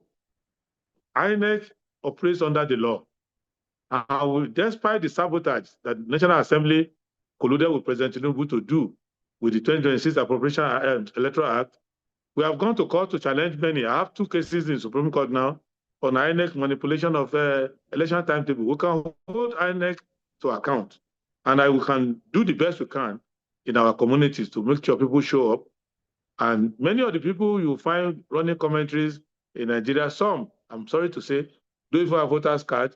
They don't know where their polling unit is located. And if you ask them to come and serve as a party agent, they will say, no, I'm busy with my project. I'm busy with my work.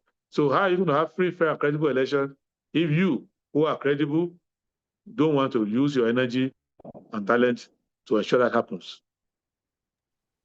Okay. Thank you very much for taking on those questions. So we'll move now to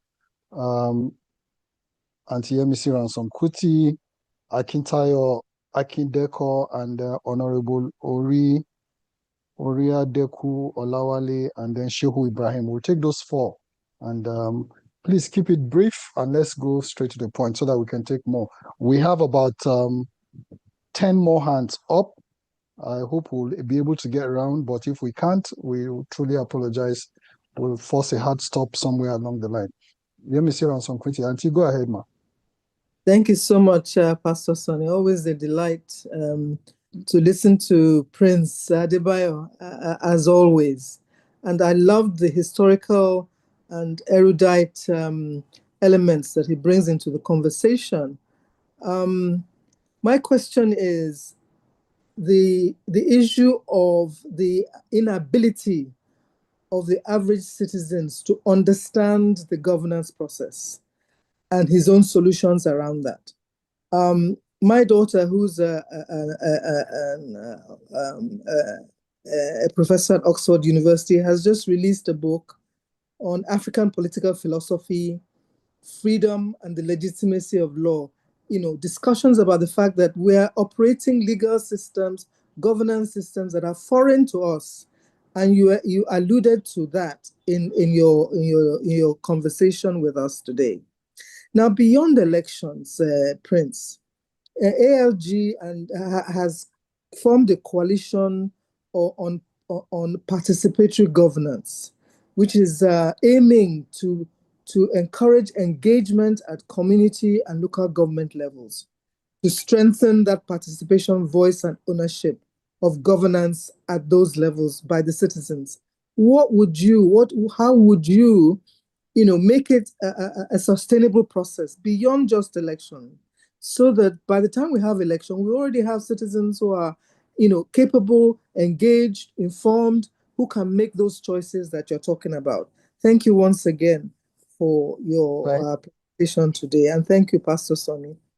Thank you very much for keeping it brief today. Yeah, that's good. Akintayo Akindeko. Yeah, go ahead.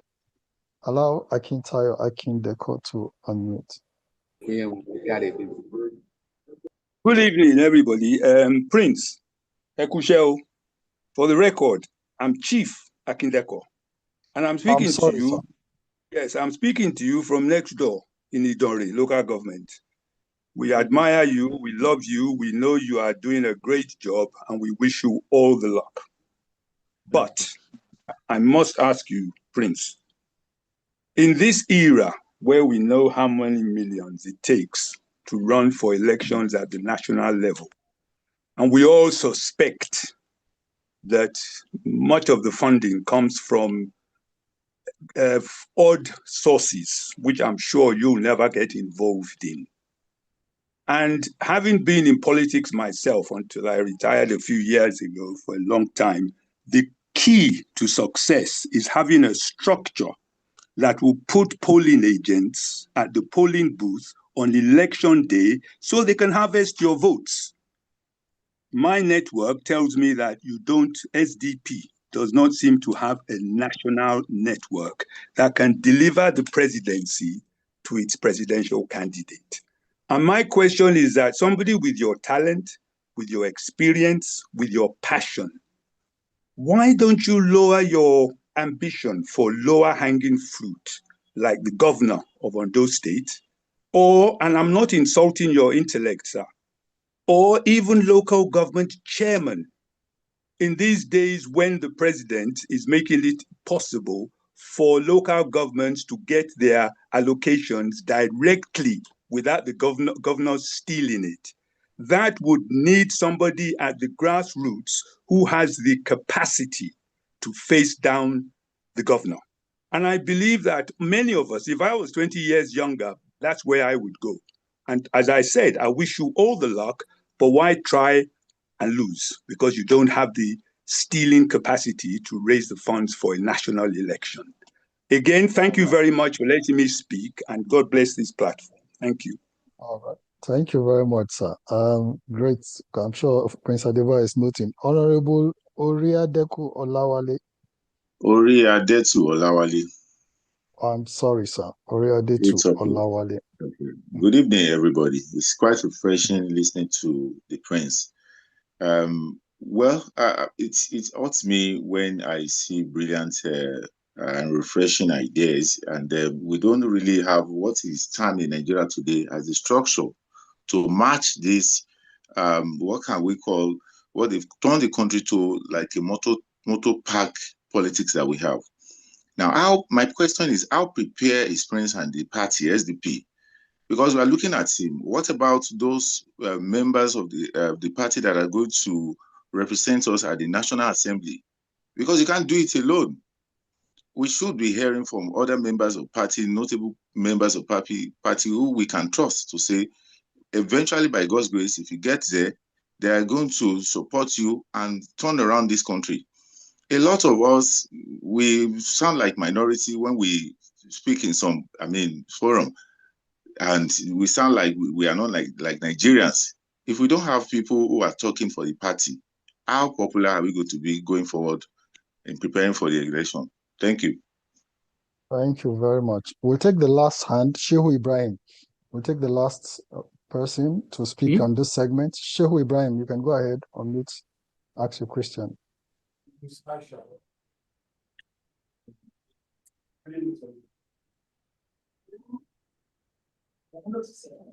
Yeah, go ahead. You are muted. All right. Can you hear me all? Yeah. Hello? You are dragging. Yeah, hello. We can hear you now. Okay. Yes, I'm very happy to be part of this meeting today, and I'm very moved with the presentation of the of our presidential flag bearer. I'm calling from Ilori in Kwara State, precisely from the ward of the incumbent governor of Kwara State. So the pastor met with us, some of us in Kwara State some weeks ago, and he had a very good interaction with us and inspiring ones. So now with the presentation of the Prince, now I have some observations and a question. So the question is, how do we? I don't know the plan you have to penetrate the local level, as you know that the idea of this SDP is highly elite, and you see the number of the elite of those who are not elite are not as much as are more than the one that are elite. That's one. Two, with this now at this level now, I've been expecting the calls of the contact of the gubernatorial aspirant of the SDP in Kwara, as we already discussed with the prince at that time. Up to now, I believe if we had met with him, we'll have deliberated more on how we are going to have more mobilization. Then lastly, how do we do, I don't know, the issue of youths, because youth now, they have very vital role to play in the conduction of this election and to have success of this. As I told you, there are a lot of, things that these politicians are using to lure them to 2000. I don't know, the package the Prince has for the youth. As you know, you have to know that the level of poverty now is very is very high. So meaning that if we have proper structure and strategies to focus, to target this, I believe success is ours. Thank you. All right, Ibrahim. I guess you are a member of SDP, so we are speaking to a presidential candidate. Prince, you can go ahead and take a shot at those questions. Okay, I'm and very then we'll happy. take the next four. I'm very happy with the question, and I'll be very brief about it. Number one, yes, as Padam said,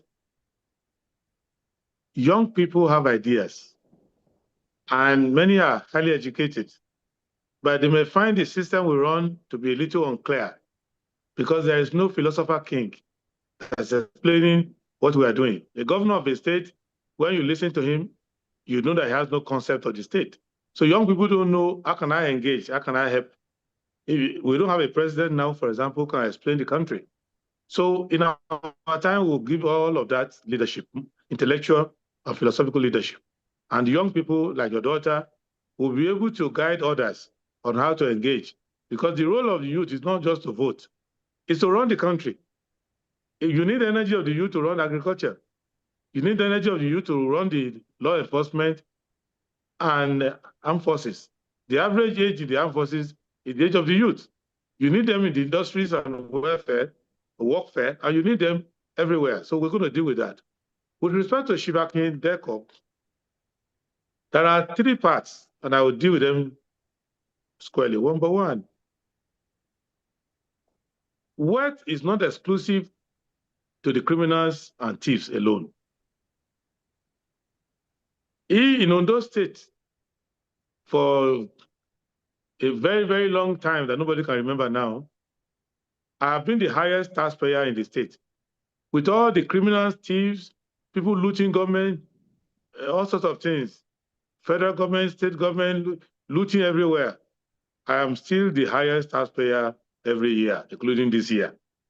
So that money is coming from legitimate income, legitimate sources.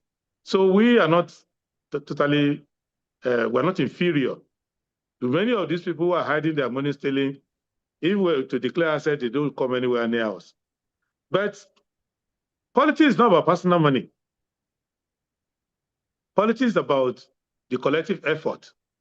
Adewole was a comfortable, wealthy man, but he wasn't using his money to run the UPN or Action Group. So the kind of politics we do in SDP doesn't require you to be rich to run for office. Today I was talking with Afenifere, and the majority of the candidates they brought to us could not buy the forms. And the leader called me and said, how can we raise money for them to buy the forms? So you don't have to be wealthy. You have to be talented. You have to be patriotic. That's what matters in our politics. So we will never commit crimes. We will never look for money. I've stopped looking for money for the past 20 years now. I just work for intellectual accomplishment to generate income for people and to be somebody who can turn the tide of history in favor of my people. So additional money is not my priority. Then I'm not looking for a personal career. I don't need to climb to position. I'm okay. I was born right, in the right family, with the right status, with the right education. I don't need validation. I don't need government office. And the problems I want to solve are collective problems of the country. If you look at the fair way to poverty and insecurity, you can't solve those problems except you are the president. You can't solve the problem as a governor of a state. If I'm governor of Ondo State or governor of Lagos State, how am I going to solve insecurity in Sokoto, in Zamfara, in Ebonyi? How am I going to organize the armed forces to make them patriotic and protective of the country? So the problems that I'm able to solve or I'm willing to solve are problems vested in Section 5 of the Constitution. It says all executive powers of the Federation are vested in the president, which have been known as president and commander-in-chief of the armed forces. I will be the chief executive of Nigeria. So Adewole was a sound lawyer, fantastic jurist. Why didn't you tell Adewole, oh, you make a good chief justice? Why don't you go to the judiciary? I have many talents for many things, But I'm interested in giving leadership to Nigeria so that Nigeria can give leadership to the black race. And in conclusion, even in Ondo State, many of the local governments were the one augmenting them. I'm the one who did electrification from many of the rural areas. We are the one patching the roads for them. The local government people come to my house to borrow equipment, to go and patch the roads and everything. So even as a private citizen, I have better capacity than most of the local governments you're talking about. And it is not true that President Tinubu is releasing money to the local government directly. It's not true. There was a Supreme Court judgment, but since then he has been playing politics with the money, keeping the money. Even in Osun State, where they just finished the election now, they did not release the money to the local government for a long time, doing to Osun State what Obasanjo did to him when he was in Lagos. So let us get it right. And finally, we are facing very big problems in Nigeria. We must allow the best talents, youthful talents, sincere, patriotic Nigerians to go and take the reign of leadership. The era of elite, older people, trying to cajole young people to toe the line, go and start at the bottom, go and wait your time, till we too become old and incapable of doing anything useful for the country.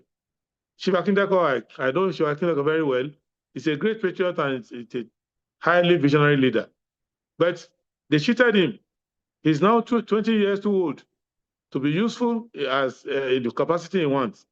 And that's the lesson we need to learn. I don't want to also miss my opportunity, and 20 years' time, I'll be calling to a show and say, oh, when I was young, I could have solved the problem. Let me solve it now. So now, dealing with the rest of the world, look at the average age of the leaders. You could have told Obama, why don't you become governor of Illinois or mayor of Chicago? You don't do that. You can tell J.F. Kennedy, go and be governor of Massachusetts or go and stay in the Senate. So what over where they identify leaders with talent, they put them in charge because they want to make progress. We should not be too conservative. And for Nigerian people, for people of Yoruba land, you know that the government you have now, President Tinubu that comes from your area, is not representing your best values. It's an indictment of all you claim to be, Omoluabi, honest, detribalized, fair-minded, just. You're not. You brought the worst examples, and you want to stylishly allow that bad example to now have a second term and encourage other people who can do better to go and look for lesser office. And it can't work. Let us stand for what is right, and let us make sure that the best comes from every part of Nigeria to govern Nigeria. On the issue of SDP, there is no political party that has the membership that can make you president. It is the membership of a party is only relevant to the point of your primary election. Once you become the candidate, you need the rest of Nigerians. It is not only APC people that put President Tinubu there. It's not only APC people that put Buhari there. It's not only PDP people that put Jonathan or Yaradua. It's not only PDP people that put Obasanjo there. I am now the candidate of all Nigerians. My logo now is green, white, green. I am now the candidate for Nigeria. So all Nigerians, you don't have to join my party. If you want to join my party, join it. But I am not running on the strength of only SDP members. In any case, SDP is the fastest growing political party in Nigeria. So you can be in your party and still support us. You may be outside may join us and still support us. The most important thing is that when you see what is good for Nigeria, do it for Nigeria. And that is why I'm now like the Super Eagles. I'm running for Nigeria. I'm no longer about SDP. I'm about the country as a whole. And the resources we are going to use should come from the people. And last thing I want to say about money, don't be intimidated by money. Because if you are not interested in their money, what is the use of their war shares to you? If they are sharing rice and you are not interested, you want to share prosperity. If they are sharing money and you are not interested, you want to share integrity, why are you worried about their money? We don't need their money. If they steal all this money and they don't have whom to give it to, they will be stuck with their money. So I don't want us to be greedy, to be looking around for politicians' money. Let us look for ideas. And as for the SDP member, you need to organize, and we're organizing. And by the time we have our October conference, you are going to see that we're the largest political party in Nigeria by share membership. We've won elections in Nasarawa State, where our people worked, despite all the opposition of APC. We won 2 out of the 3 Senate seats. We want House of Reps seat, and we're the second largest in the House of Assembly, despite all the cheating that they cheated there. So anywhere we work, we will see the results. Don't despair, and don't be intimidated at all. Thank you so much. So we are going to take the last 5 hands that we have up, and then I would also try to make notes. Good evening, sir. Thank you for joining us. Mr. Afolabi, we've asked you to unmute. Please go ahead with your question. Yeah. I will Good put evening, up the everybody. timer. Good evening, everybody. My questions is basically, if you were to become president of the Federal Republic of Nigeria, and you did not have majority seats in the Senate, how would you want to be passing your policies to run the country? And would you sell the refineries? What would be, and finally, what will be your expectations of deliveries within your first 100 days? What would you most like to have delivered to the people of Nigeria? Thank you.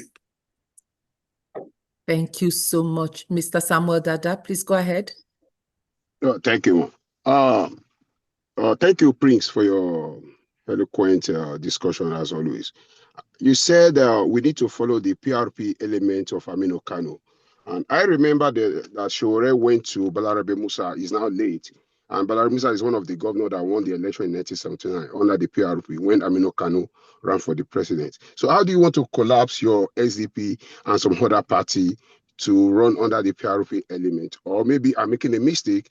You can, school me more about it, because I know we have this how can I call it, this egoistical generation that doesn't want to collapse their structure for one another.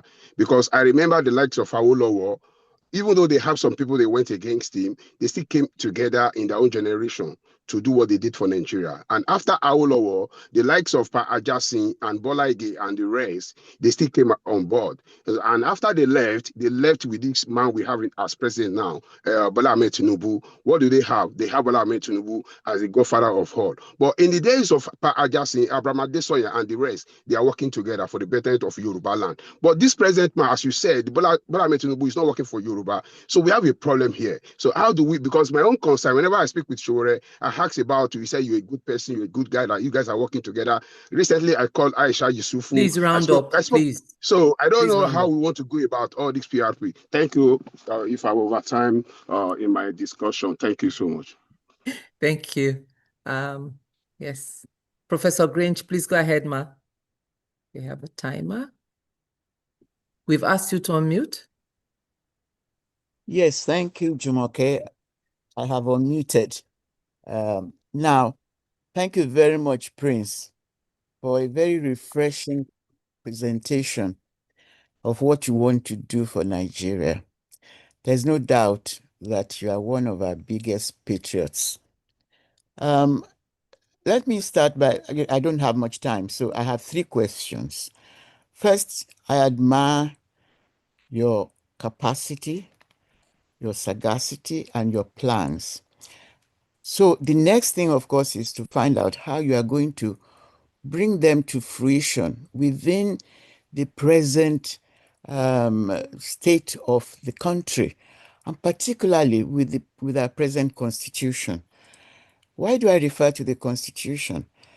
You know that, yes, although the president is the chief executive, a lot in the constitution has been given to the subnational level. How would you plan it so that you reach the subnational level with your vision and your plans? Thank you. And monitoring of the subnational level is a big problem for the president. Thank you. Thank you very much. And the last hand is Tommy. We've asked you to unmute. Please go ahead.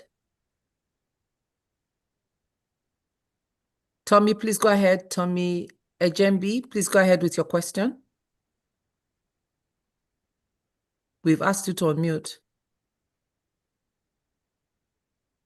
Okay. Maybe he stepped away. All right.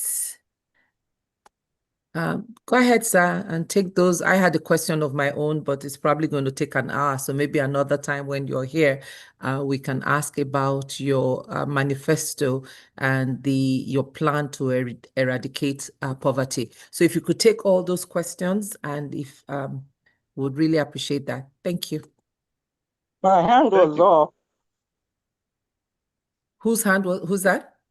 My Okay, hand please is go off. ahead. I didn't see your hand. You had lowered it. Okay, go ahead with your question.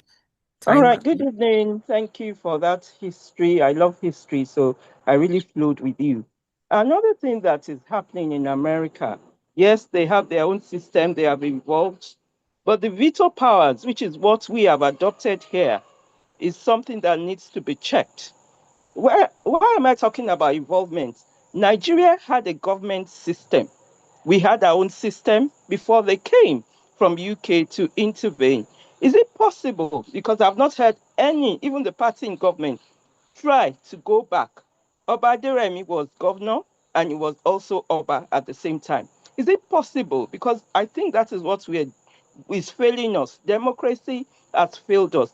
Is it possible that we put our heads together? I want to join you and put something that works for Africa and for Nigeria together. Thank you. Thank you. Over to you, sir. Thank you very much for all the questions. Well, let me start with, in the event that we win the presidency and we don't win, the same party doesn't win all majority in the National Assembly. It happened to Shagari, and it wasn't common in the First Republic for the same party to win majority. Even Balewa MPC, Other People's Congress, did not win majority. They sought alliance with Action Group of Awolowo. They couldn't agree because Awolowo has high standards for collaboration. And they joined the NCNC, and they formed the government together. And in the Second Republic, MPN did not have majority in the National Assembly, and they went to work with MPP. So it is not new. It is not the party where the senator comes from. It is the quality of the senator. If patriots of different persuasion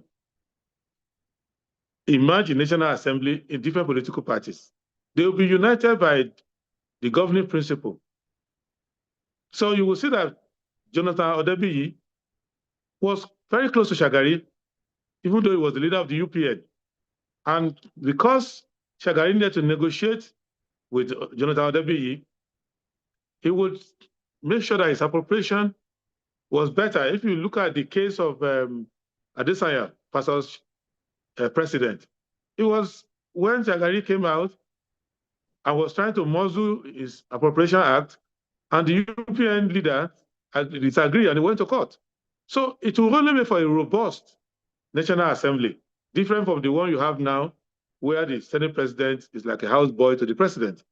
So it will only make us better. When Obama became president of the United States, the Republicans won the midterm election, and he had to negotiate with the Republican Congress. It makes for a good leadership. It is, you don't have to put all your people everywhere. It's when your vision sells to other Nigerians beyond your political party. That's when you are a leader of Nigeria. So I'm not worried about that. The only thing I will plead with Nigerians, don't send 419 criminals, killers to the National Assembly. Send patriots, no matter their political party. Send them to the National Assembly. So they will not be padding the budget. They will not be asking for bribe to clear ministers, because I'm not going to pay bribe for you to clear ministers. I'm going to give you ministers that you will be grateful that they even agree to come and serve. So that is how we're going to do it. And I know Dr. Usman Bogaje is a puritanical Nigerian. He loves the country. He's not going to be involved in bribery and corruption either. So you have a clean presidency of two people in the presidency who will never be found wanting in corruption, I will not bribe anybody. So now, since we are not the contractors, we are not the ones benefiting from the contract, the National Assembly will see that what we are trying to do is to deliver to the people. That is very important. With respect to the Constitution, I believe that the Constitution is a living document, and a president who wants to devolve power to the people, the president has the yam and the knife now under the present Constitution. And if you are not a power monger who would work the Constitution to the extent to which it will become more useful and more responsive to the need of the people. But what we need to understand is that the president is not supposed to be the overlord of the governors. The president is not the governor general of Nigeria. He's the president of Nigeria. And there are federal mandates as contained in the Constitution to secure the country, to run the monetary system properly so that there's no inflation in the economy and there's no unemployment in the economy, to balance the budget and manage the resources in such a way that we will not be doing deficit financing, which will weaken the naira and create problems of settlement. To make sure that you are fair to all Nigerians. But it's not my job to advise a governor on how he runs his state. My job is to set a good example and to match their developmental plan with federal funding to say, okay, Ebonyi State, I want to cooperate with you on taking children, on the issue of children out of school, where your children will leave school and go to Lagos and be selling on the streets. So if you can put all your children in school, this is how much federal government will pay to match the program. Kano State, to put all the children in school and merge your Almajirinchi school into modern proper school. This is how much we're going to cooperate with you.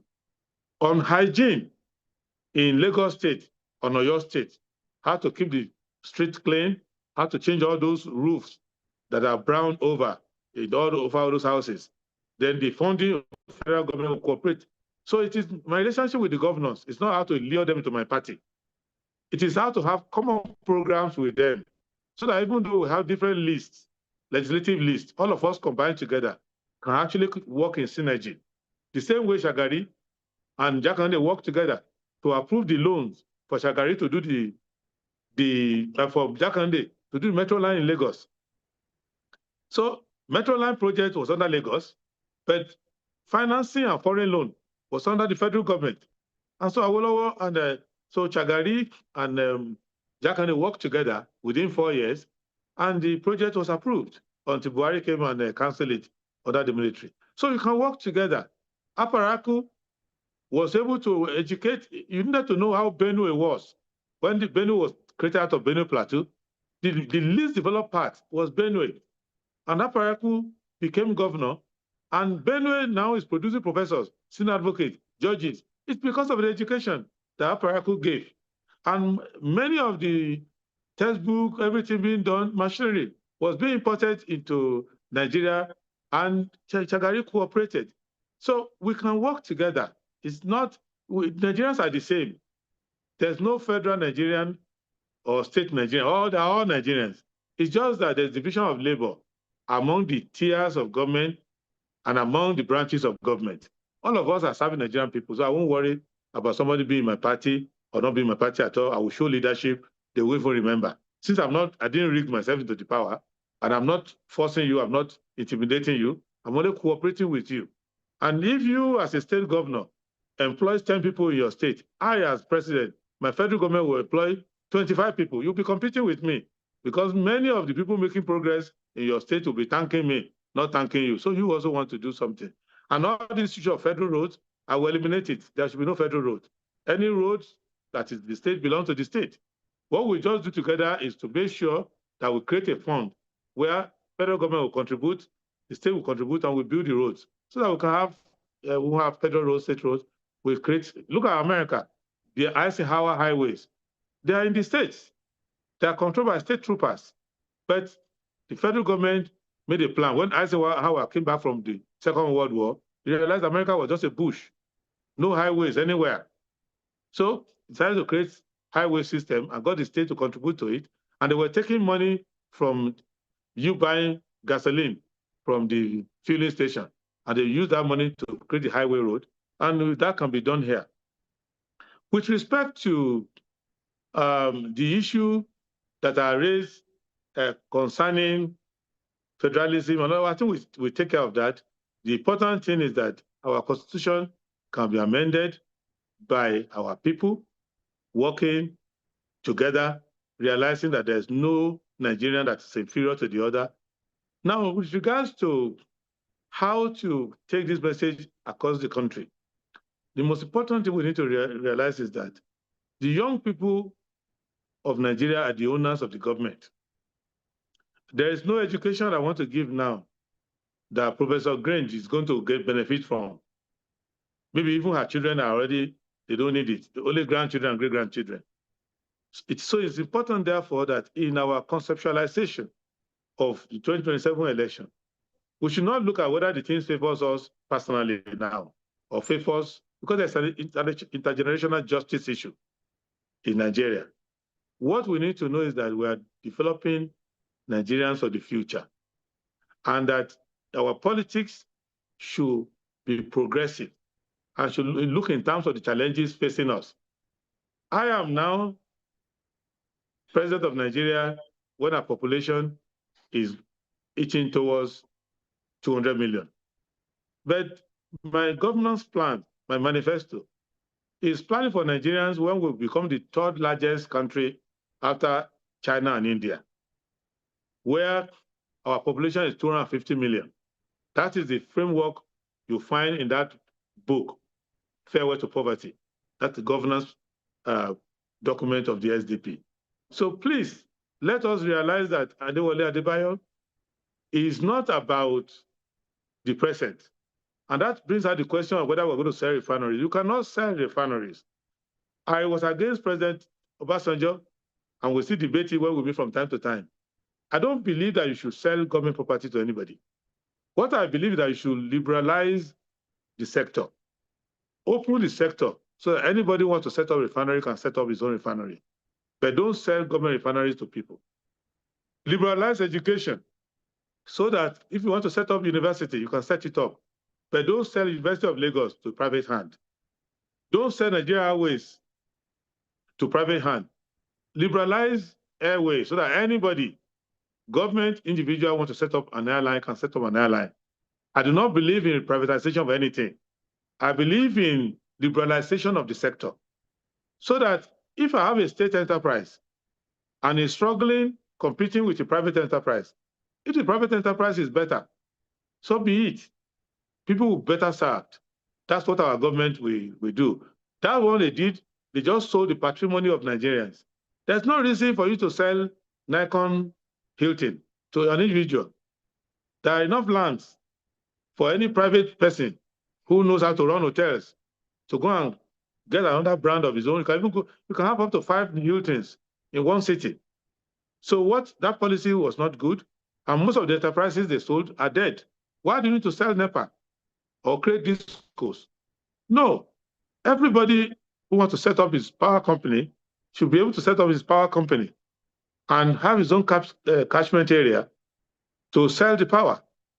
And if you are not doing well, you will fold up, another person will come, and the state will continue. So for me, the refineries can work, and I've profiled them. They are one of the youngest refineries in the world.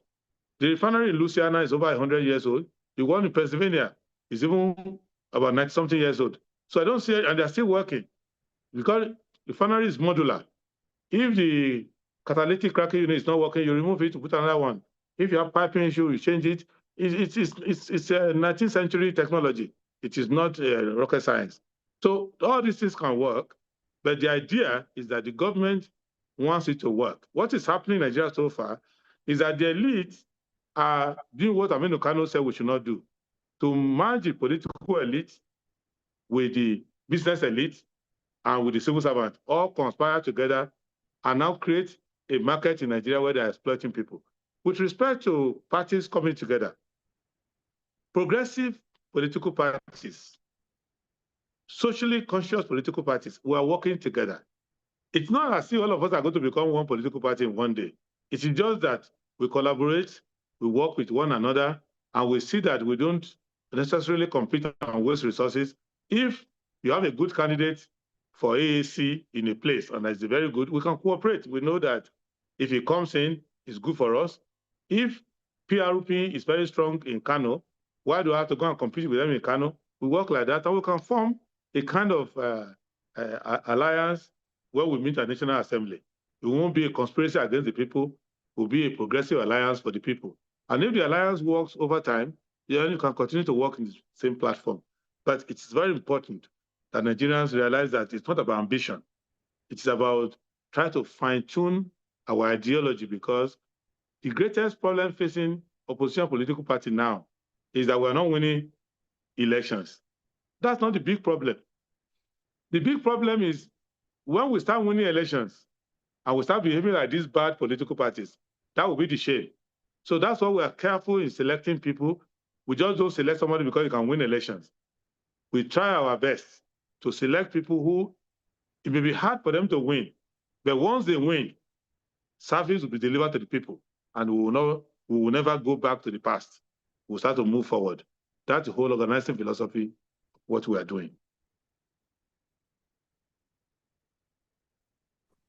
Thank you very much, sir, for taking all those questions. Can you give us your closing remark? What else? I mean, you've left us with a lot of things this evening, but what would be your parting words to us? And then we'll take some announcements from our youth group. Go ahead, sir. What I would say is this: Nigeria is the best country anybody can have. If you are given Nigeria to govern and you don't make a success out of it, you can't succeed anywhere else.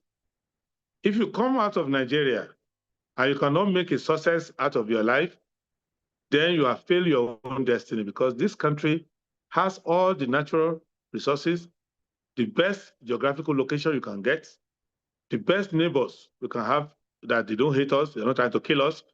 Many countries of the world are setting up their army just to protect themselves from their neighbor. You know how many years the British and the French fought and fought and fought, that English channel, many bones are buried there. Here, we are surrounded by our friends who are related to us in ethnicity and all of that. So, and then we have a young population that is capable of running any engine set up. Therefore, don't be afraid. Just believe in Nigeria. And don't let us have suspicion of one another. Every ethnicity in Nigeria, I know them. I've interacted with them. Every religious group, nobody is trying to kill anybody. Nobody is trying to kill you. Just be relaxed. Let us just adhere to the Constitution. And if the Constitution is not good enough, let us assemble patriots and amend the Constitution. America also amended their own.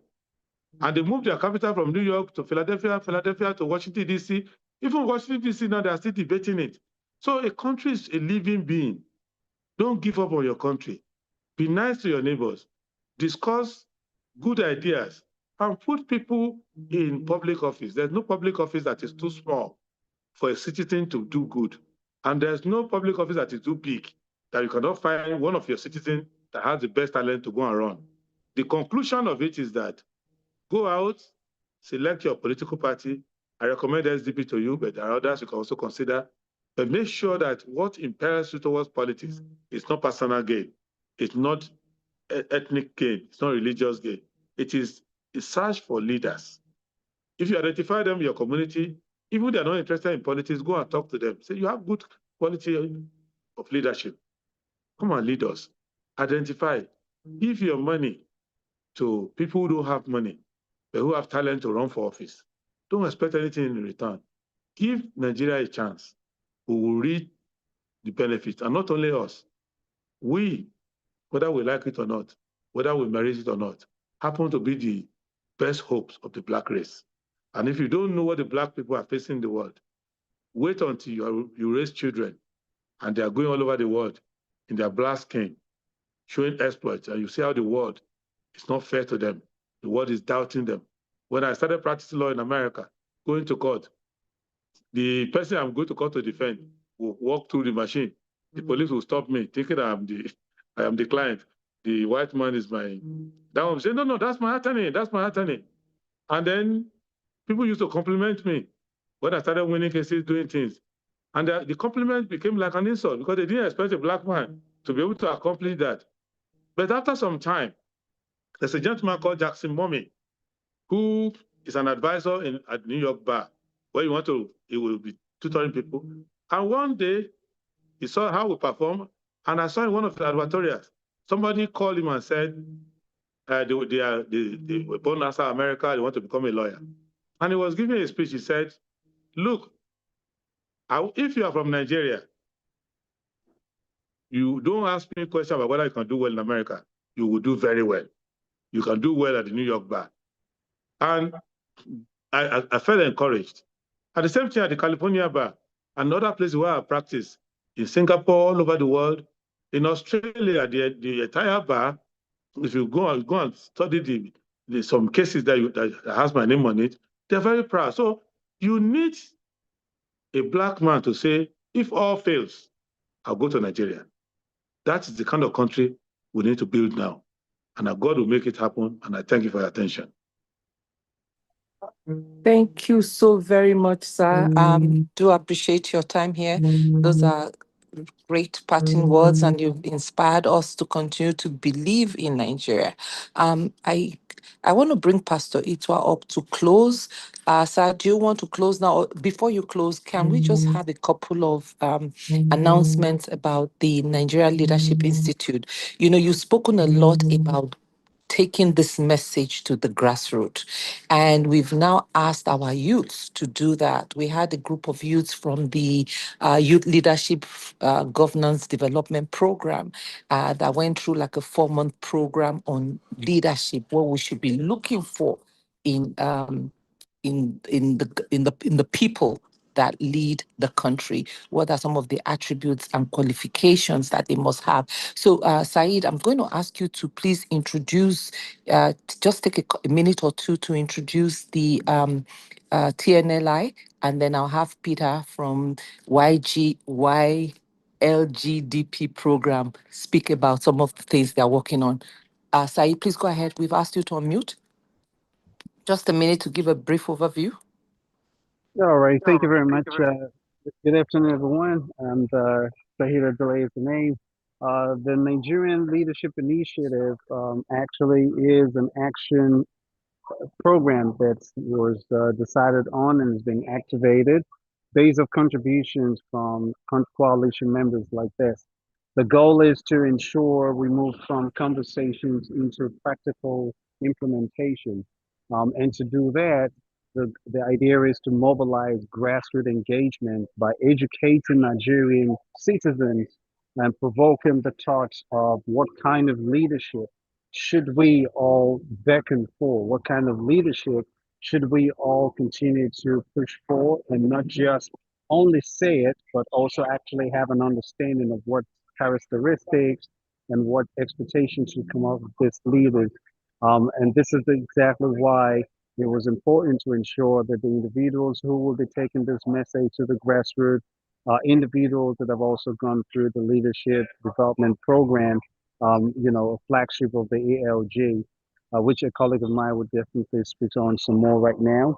Of course, we do have a couple of initiatives that we're deploying right now, one of which would be our monthly engagement activity, and we intend to also have a quarterly town hall, which we call it the town hall, but it's really more meets the community, where we get to interact and interface directly at the grassroots of the community, with the hope of course, galvanizing a significant number of, citizens across the entire country within the stipulated time we intend to pursue this.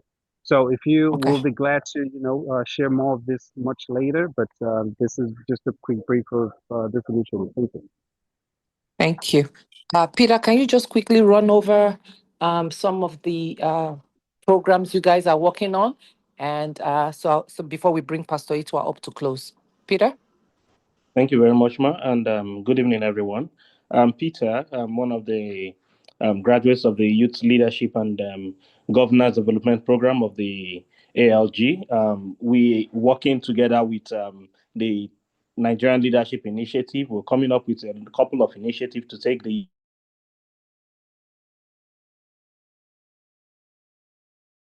youth to the grassroots. Among Nigerian Leadership Accountability Platform, it's a kind of a digital platform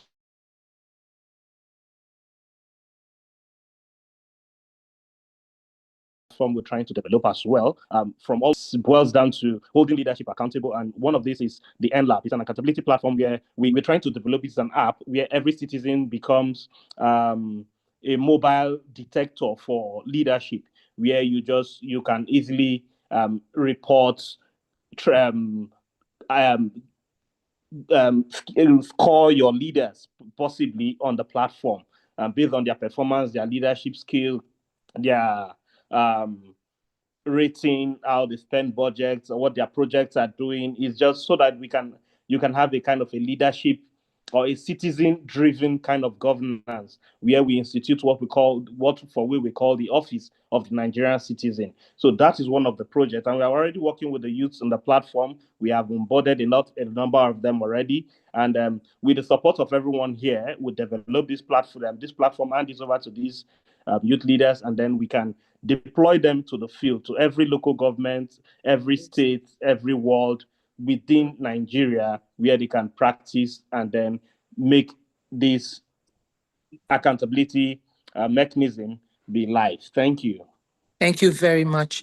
Thank you for, and I'm sure you'll have more opportunity to speak to what you guys are doing at another time. Go ahead. Over to you, sir. Mr. President, over to you.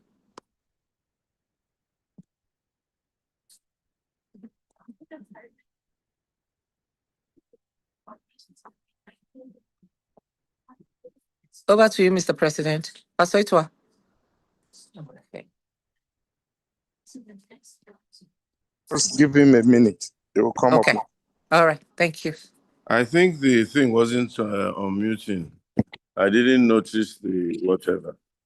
Okay, so Prince Adebayo, thank you so much once again for your eloquence, for your knowledge, for the information you passed on to a lot of us, and for your faith in Nigeria.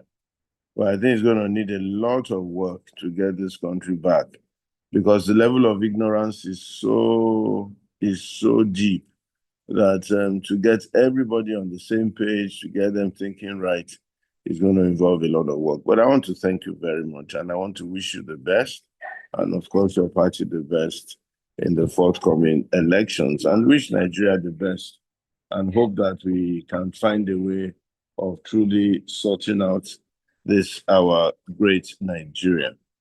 Again, let me thank everyone who's been on the platform, all the questions that we have asked, the contributions that we have made, and so on and so forth.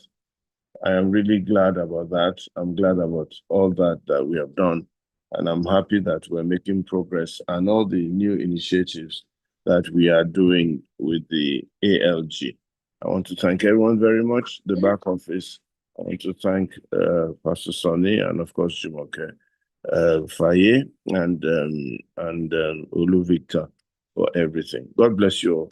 Enjoy the rest of the day and have a fantastic weekend. God bless you.